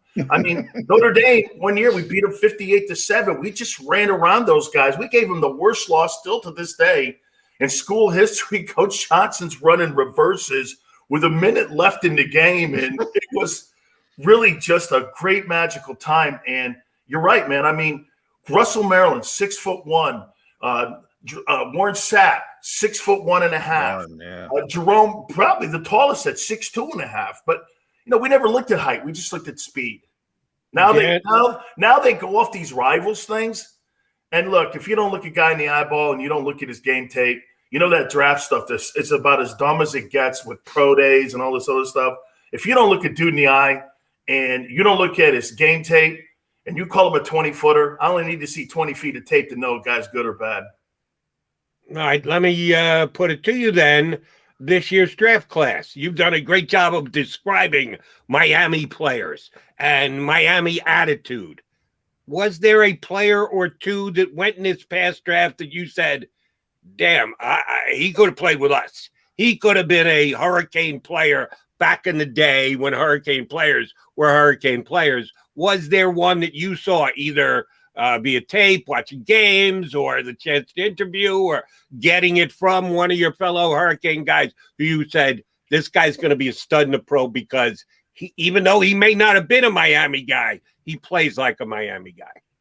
Yeah, this is going to kill me, man. I mean, this is like taboo. This is like Eagle fan, like talking about Giant guy. But that kid, Kyle Pitts from Florida, is a bitch. I'll tell you what, he is going to be an absolute mismatch on any NFL field.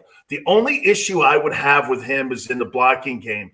I heard Dan Mullen, the head coach of the Gators, saying if you put him in a right situation, which meant this, don't line him up on J.J. Watt, the best defensive end, because he's going to get killed. Put him on the weak side a little bit, maybe out in the flank a little bit, maybe in the slot. You can put him out wide. The tight end position has become the most instrumental position, I think even more so than wideouts. I think wideouts are the most overrated position in the NFL. I think tight end, because the tight end beats the linebacker, and the tight end has become essential when it comes to moving the sticks. You don't have a great tight end. I mean, look at Kansas City, Gronk for many years. What you're seeing up in San Francisco, Zach Ertz for a bit. I mean, if you don't have that tight end, that guy's the dude that moves the sticks. I mean, I've told people this before. The reason that the Steelers were able to hang with the Patriots for so many years, they had the kid Ryan Shazier. He's kind of a cover 2 linebacker, and he's that old Tampa 2 guy. He could play the run, he could play the slot, and he could play the seam. But that guy got hurt. He was the only guy of all them dudes they lost with AB and Le'Veon Bell. He was the biggest loss to the Steelers. Was not having him on that field because they haven't had a guy to cover a tight end. You got a great tight end today, you're going to move the sticks. You're going to win ball games. All right, Dan, you piqued my interest there because the Eagles took a wide receiver. I kind of agree with you in the fact that the position is a little bit overvalued. But we just been talking about physicality. Devonta Smith, 166-pound kid who plays like he's 200 pounds. Can he hold up even in the modern NFL? Now, obviously, things have changed. The game's evolved. It's over-legislated. You can't do a lot of things you could do back in your day. Does that help him? It does, John. Here. Look, I think the pick sucks, but I'll tell you why I think it sucks, okay? Because he went to the wrong team, and he went to the wrong quarterback, and he went to the wrong system, okay? A guy like him goes to Green Bay. goes to Seattle, has Tom Brady, you're going to be able to get him the ball better. I mean, you don't rebuild a team from the outside in. Ask Matt Millen that. Okay, you build the football team from the inside out when you're struggling. The Eagles needed to address the O-line. They did in the second round, but they did with a guy who's been in like the MASH unit. He's been injured all this time. That's fine. They at least addressed it. Anthony Munoz got hurt his entire career at Southern Cal. Then he went on to a 14-year NFL career. So I'm not going to hold that against them. They addressed the need in the second round. But, I mean, okay, so you're right, John, on one point here. The receivers back in the day, Jerry Rice is getting mugged at the line of scrimmage and all the way down the field. That's going to help him. You know, you can't have contact like you can in open space today versus what you could back then. But do you have the quarterback to get him the ball? You can have the greatest talent at wideout. But if you don't have the guy that can throw the ball and you don't have the O-line to protect the quarterback, that's why it's the most relied position in the NFL. Look at the teams that have won Super Bowls over the last couple of years. I get the Bucs. That's like an all-star team. But those Patriot teams, Julian Edelman was a quarterback in college. Wes Welker was a special teams dude in Miami with the Dolphins, right? Deion Branch and those dudes, they won all those Super Bowls with nobodies. I mean, you don't really look at Cam Newton's team a couple of years back. I mean, they didn't have anybody outside of the tight end. You really don't have to have these gigantic wideouts. Look at DeAndre Hopkins. What's he done in the postseason? Julio Jones got to a Super Bowl. Fair enough. I mean, he's a really good player. But back in the day, A.J. Smith and all these other big money guys, they haven't brought the teams anything, man. You know, you got to win in the offensive line. And when the Eagles won a couple of years ago, they beat the living piss out of the Patriots up front. That year, they had the best combination of O-line, D-line in the NFL. Fletcher Cox was kicking ass. That O-line was knocking people off the ball. And in the Super Bowl, they beat the hell out of the Patriots. What did the Patriots do? The following year, they beat the hell out of the Rams the same way that the Eagles beat them. So I don't know, man. I think it's just not a fit because if you had a quarterback that was Aaron Rodgers, it's a great pick. But you have a guy in Jalen Hurts that, man, there's so many question marks on. And just to sit there and go, he's a great guy, that's got nothing. Aaron Rodgers looks like a toolbox as a teammate, right? It looks like a toolbox. However, would you not want that guy on your team? Of course you would. Here's the reason why I disagree with you, Dan. He's going to be here for, I believe, a decade. I think he's that talented a player. I don't think we're going to have to worry about him getting hurt at 166 pounds. If Jalen Hurts isn't good enough, which you may be right about, John and I were just talking about it, it's a make it or break it year for Jalen Hurts, which is pretty damn quick. Well, he's going to be here for the next guy. And hopefully the next guy is the next Aaron Rodgers. And we don't know that just yet, but you have to think along those lines. You got a guy who can be a year in, year out Pro Bowl type player at that position and make it easier for that next quarterback when you get him. That's why I got no problems with. I rate the player so highly. I'm such a Devonta Smith fan that he's going to help Jalen Hurts and or the next quarterback. Even if Hurts isn't good enough, well, then the next guy's going to benefit from Devonta. They have a good enough offensive line, getting older, injured, yes, but like you said, a lot of the same guys who won a Super Bowl for them in 2017, they did use their second-round pick. They're okay in the trenches. They needed a superstar playmaker outside, and they got one in Devonta Smith. I'll say this to you, Jody. Fair enough, okay? This will all play out in seeing whether or not they can get him the ball. And to say that, you know, the Dolphins have been searching for a quarterback. Outside of Peyton Manning in Denver, they've been searching for a quarterback since John Elway. To sit there and say that the Eagles are going to find that guy, they haven't had a consistent quarterback in that place since Randall Cunningham. And so the Eagles have been searching for a quarterback to be able to play consistently. You know, Carson Wentz was okay until they got rid of the offensive coordinator. The wrong coach was fired. Or moved, I should say, not fired, but moved. He got an opportunity to coach the Colts, okay, and he took it. Frank's a dear friend of mine. And, okay, he may be the guy, and he may help him, but finding that guy is like finding a needle in a haystack. I mean, those quarterbacks that come out and those quarterbacks that came out in the draft, This is what's going to happen this year. One guy's going to be great. The rest of them are going to stink because the averages tell us that. I mean, look at all the quarterbacks that Dwayne Haskins. I heard Joe Klatt say, that guy's going to start right away. I'm like, if you take a quarterback from Ohio State, I heard you talking too, Jody, about North Dakota State. Yeah. I would never in a billion years take a quarterback from Ohio State. Name me one in 131 years of the program's existence that has ever gone to the NFL and been a star. You know, right, so now I got to do this with Sileo. Zero. Quick question for you. When was the last great quarterback that came out of LSU? Joe Burrow. 2 years ago. Before Joe Burrow. Burt Jones. Burt Jones. So you got to turn back the clock 40 years. Burt was good. Did Cincinnati even bat an eye to take Joe Burrow at number one? Because there hadn't been a good quarterback at LSU in 40 years? The answer is no. They took him because he was easily the best quarterback. So those who came before a kid in his program, to me, is completely irrelevant. Okay, Justin Fields is going to be a great player because he's a great player. And you shouldn't think he's not going to be a great player because Dwayne Haskins sucked. That makes no sense to me. Okay, the point is that program produces wideouts, running backs, O-linemen.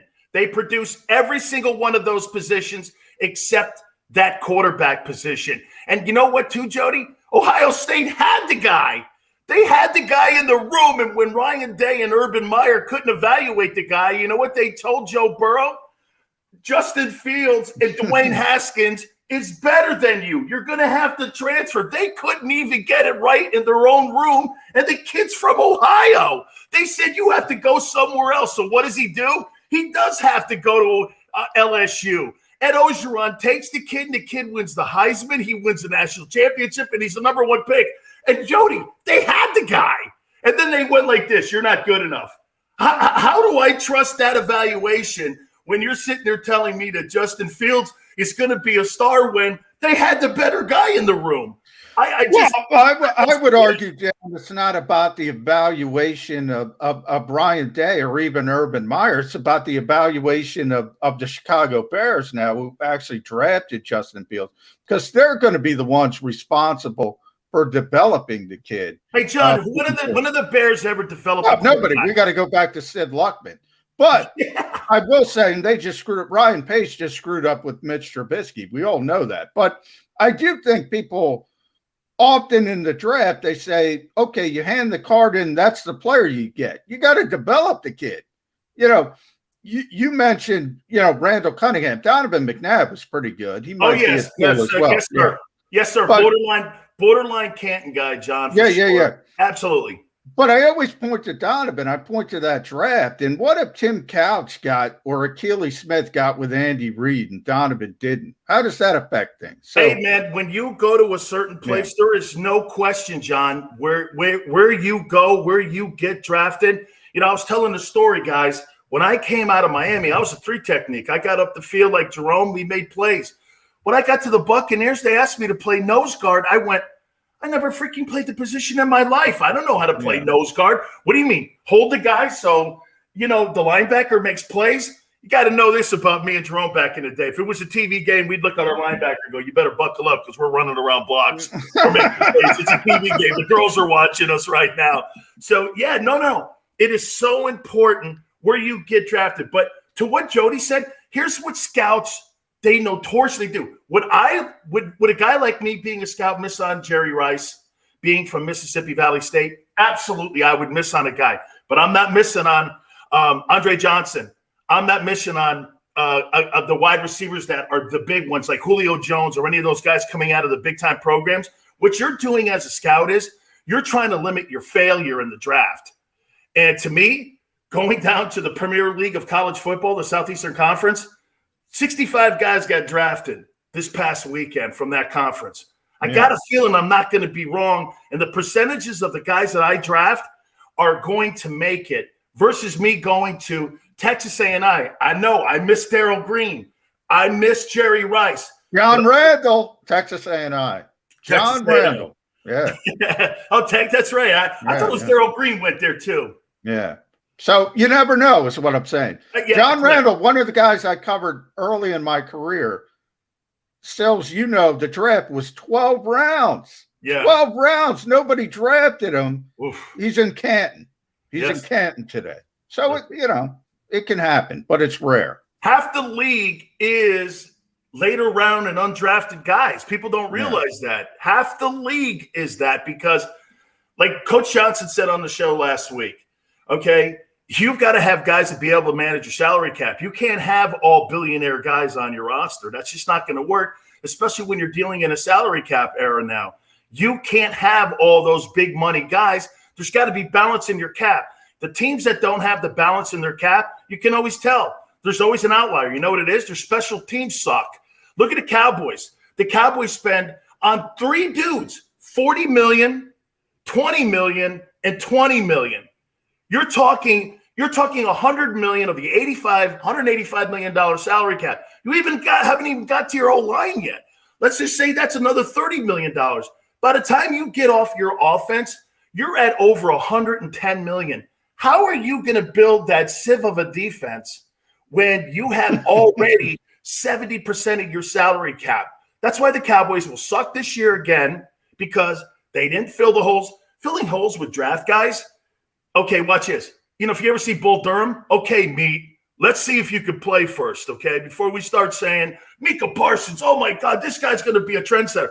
Okay, are they going to put him in a 34? Are they going to line him up? Are they going to stand him up? Are they going to put him down? Are they going to move him around? Jalen Smith is overrated. Their special teams will stink because their salary cap is unbalanced. The secret sauce of the Patriots was they never spent any money. I mean, who did they spend money on? Brady took pay cuts. Right. When you went to New England, you didn't make money. You won titles. And Brady did that for New England, and he should forever get credit for it. He does it on the field, and he did it, yes, by being a team player when it came to salary, and that's why they won as many championships. All right, speaking of championships, Dan, last thing for me. Let me just get this right. Justin Fields has no chance whatsoever in your mind because he comes from Ohio State, and they can't develop quarterbacks, and he's going to the Bears. And they can't develop a quarterback, haven't been able to do it for 70 years. So he is basically doomed in your estimation, correct? That's half of it. The other half is I saw him against Indiana throw 3 picks. I saw him in the Big Ten. Did you see the Clemson game in the semifinal game when he took a shot to the chest? I saw him. 4 more touchdown passes. I saw him in the Indiana game, blowout loud in Bloomington. I saw him in the Big 12. Did they win that game in Bloomington, Dan? Somehow I forgot. Did they win that game in Bloomington? Oh, they sure did. Oh, but okay. Again, nice wide open windows in Bloomington. Those things become portholes in the NFL. How did he do in the Big Ten title game against Northwestern? They sugar ragged him. He didn't play well in that game. Quick question again. Hold on. A memory. I must be having a memory loss. Did they win that game? Did they beat Northwestern? I have this vague memory of them actually winning that game and having a running back that ran for 200 yards. So what was the coach supposed to do? Hey, I want to play. Hey, John, I'm going to play. He took a hit. Yeah. He took a hit in the title game. Well, guess what, big boy? This is the NFL. You're going to take some big hits. You got to stand in the pocket and show some courage in there. And you know what? Taking hits? Hey, that's like thanking me for not robbing a bank. This is the NFL. You're going to get hit in that league, kid. Yeah. You got to be able to take them hits. Look at the great ones, man. They stand. Why Baker Mayfield has struggled all this time? Because he lacks courage in the pocket. He's always willing to take off when something's not going right. Look at all the quarterbacks that lack the courage. Those are the guys that take off running because they can't stand in there. That's why to this day, you have to win championships from the pocket, not from the perimeter. Okay. Now, I'm going to play referee because I'm going to get you guys together because I brought up Dwayne Johnson to begin the segment. National Football Show with Dan Sileo. I want to talk about your wrestling career, Dan. I want to talk about that. I want to talk about Europe. I want to talk about Luke Poirier. I want to talk about Rambo. Were you in New Japan Pro Wrestling for a short period? Hey, okay. So you guys, so wait a minute. I've been a stockbroker with Bear Stearns. This is me trying to find my deal, right? I said, I can't sit in front of a Quotron, man. This is not me. 3 hours talking to guys going, trying to sell waste management. I was like, okay. Well, you could cut a promo. I said, hey, man. So I get a call from Cowboy Bob Orton. And Bob Orton was running the WCW back in the day. And he goes, hey, come down to Atlanta. And I said, okay. He goes, your boy's down here, Vader. And Vader, Leon White, played in the NFL. He played with the Rams. God rest his soul now. And so he goes, hey, you got to try this. You got to try this. So I go to this school. And we had the Ultimate Warrior there. We have Vader there. We have myself there. And they're training us. The guys gave me $1,000 a week to do this. I'm like, all right, let me get back into this thing here. And so I start doing it. Then I get a call from CWA with Otto Wantz overseas. And I go over there, and the Road Warriors had just broken up. So I went over with Road Warrior Hawk. And we went over there, and I spent the entire summer wrestling in Graz, Berlin, Bonn. We went all over, like Hamburg. We went everywhere. And Rambo was there. Rambo gave me a great picture. You saw it the other day when I posted it of Rock's dad. And we were just great. I wrestled for the European Championship. I lost it to Rambo. And it was a fun time. Then I got Antonio Inoki to have me come over. I get out there. And guys, when you're in front of 100,000 fans, with a helmet on at Michigan Stadium, you're kind of under your helmet, When you get into Tokyo Dome and you're standing there, man, your knees are shaking, dude. I'm like, holy, good night almighty, man. So I'm doing this, and I started my grandfather comes to me, and he goes, did you graduate? I go, yeah. He goes, pretty smart guy, right? Is this what you're going to do with the rest of your life? I went like this. I'm making like $8,000 a week here. And he goes, this is what you're going to do with the rest of your life. And I went like this. I said, so what do you want me to do? Quit? He goes, dude, you look like a dope. And I went like this, and I said this, and I go, God, I should never listen to my grandfather, man, because I always wondered. I was moving up, man. They were moving me up, and then Eric Bischoff called me and stuff, and they wanted me to try to do it. And I know Mongo's struggling. I wrestled with him a little bit in Atlanta too. So, yeah, I did it for a little bit, man. How about this? It was the hardest thing that I ever did in my entire life, because if people think that ring is soft, it's not. If they think those ropes are easy, they're not. And I'll tell you what, it's like being a stunt dummy, man. It's a lot of pain, especially when you've played a little bit of pro football. Yeah, everybody I've ever talked to who's played pro football and wrestled said wrestling was tougher on their body. Oh, my God. Every single one of them. Hey, John, when you do that, and I have so much – look, the gimmick. Okay, they tell you the gimmick. They tell you what to do. You guys have to fill kind of like the middle. That middle is what gets you, man. I mean, getting up every day to do that, I really give those guys Cactus Jack is the greatest bump wrestler in the history of wrestling. This guy jumps off top ropes. He jumps off the top of the cage. He jumps on the glass. I have never seen a better wrestler that will take the bumps for you than him. He's the greatest of all time at it. That lends me to my last question, and we're running late, so I got to get this one in here before we let you go.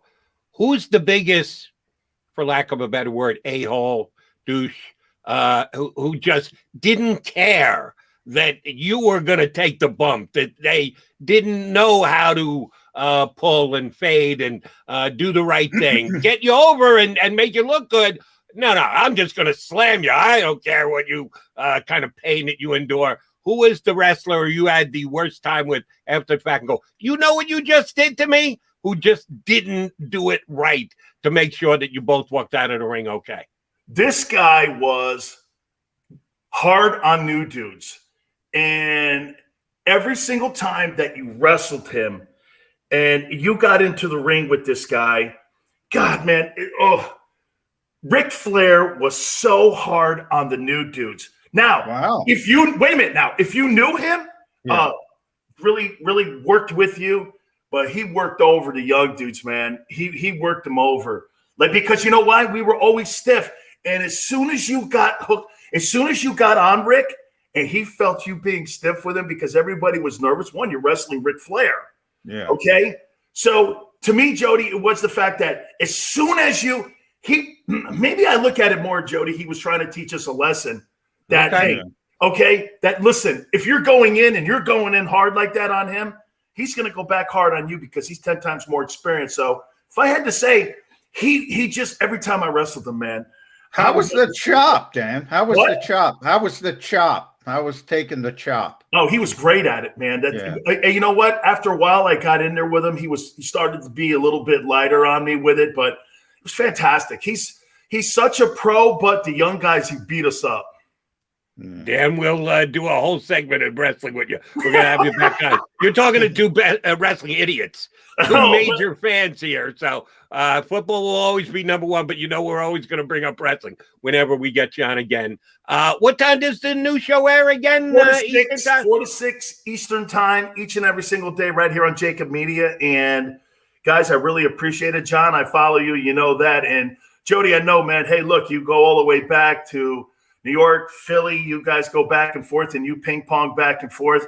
I'll tell you something, John. He's boys with a guy that I'm not boys with. His name is Mark Chernoff, but we'll keep it there. Fair enough. Dan, great stuff. Appreciate you coming on with us today. Best of luck with the show. We will be in touch again soon enough. You got it. Thank you, guys. That is Dan Sileo, the host of the National Football Show here on the JAKIB Media channel. He is John McMullen. I'm Jody McDonald. We're running late. We'll come back. We'll put a bow on the show. Keep it right here on Birds 365. If you missed any of today's show on the JAKIB Media channel, listen to the podcast on your way home. Available on YouTube, Apple, and Spotify. Welcome to the Wildwoods, the perfect place where you can safely do everything or nothing at all. Catch a wave, take a nap, go for a drive, grab a bite. It's your vacation, and we're doing everything we can to make it a safe one. The Wildwoods. Your vacation, your way.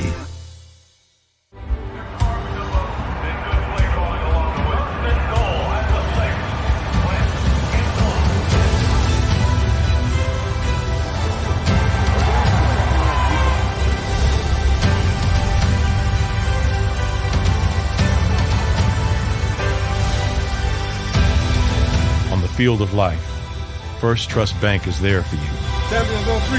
1, 2, 3. Because Philadelphia dreams deserve a Philadelphia bank. The International Brotherhood of Electrical Workers, Local Union 98, is a proud sponsor of The Labor Show with J. and Krause every Saturday night from 6 till 8 p.m. IBEW Local 98's highly trained and superbly skilled electricians are the best in the business, setting the highest safety standards in the electrical industry. So when you're planning your next industrial, commercial, or residential project, choose an IBEW Local 98 union contractor. Learn more at ibew98.org. The light from a star can take millions of years to reach Earth. So when you look at a star, you're looking back in time. But I see the future. I see exploration and courage. I see my country finding new horizons out there. And I see giant leaps making a comeback. I see myself. The future is where I'll make history.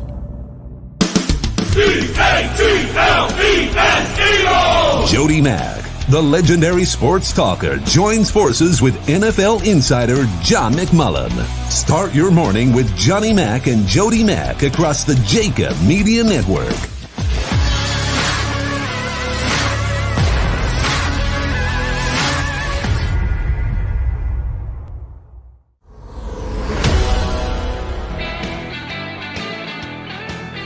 Mac, guys, coming back to wrap up an edition of Birds 365. First things first, we thank Dan Sileo for coming on with us. He's a West Coast guy, so he's getting up before 7 o'clock in the morning to hop on our show, which is a pretty cool thing for him to do. Number two, how cool is it that he gets The Rock to tune into his show and tell others to tune into the show? How cool is it that he got to wrestle with Ric Flair, and that Ric Flair could be a jerk if you didn't handle your time in the ring with Ric Flair?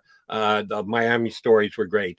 The one thing he's just woefully wrong about Justin Fields. And his stance of, well, you've got to judge a quarterback by those who came before him at that university. I could have gone there with him on this one, too. I'll go with you, MacMan.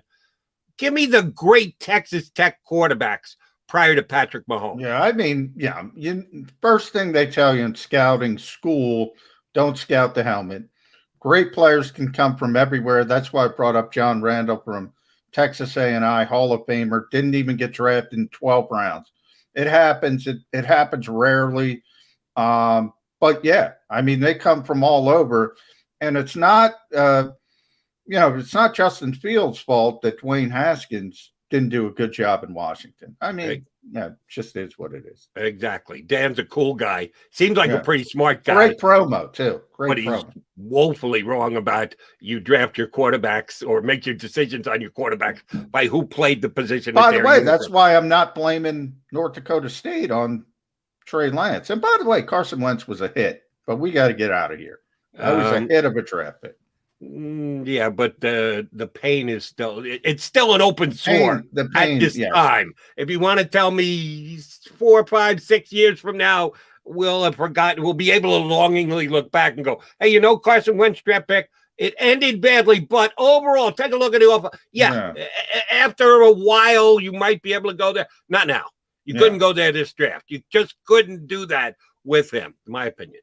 Part of a good show today. We got a good one coming up tomorrow. Adam Kaplan's going to join us, and your sports doctor from Boston. Yeah, Dr. Flynn, she'll be here. Adam Kaplan, as you mentioned, so we keep rolling along. Some great guests this week. We're going to keep it going for you. Christian Rogers next week. We're ready to join up. Yeah, very good. You're doing well on sprucing up this show a little bit. Johnny Mac and I will be back in 22 hours from now. We appreciate you tuning in here to us on Birds 365. You got the middle guys coming up and then Dan a little bit later. Before you know, we'll be right back here on the JAKIB Media channel. Thanks for watching Birds 365. If you missed any of today's show on the JAKIB Media channel, listen to the podcast on your way home. Available on YouTube, Apple,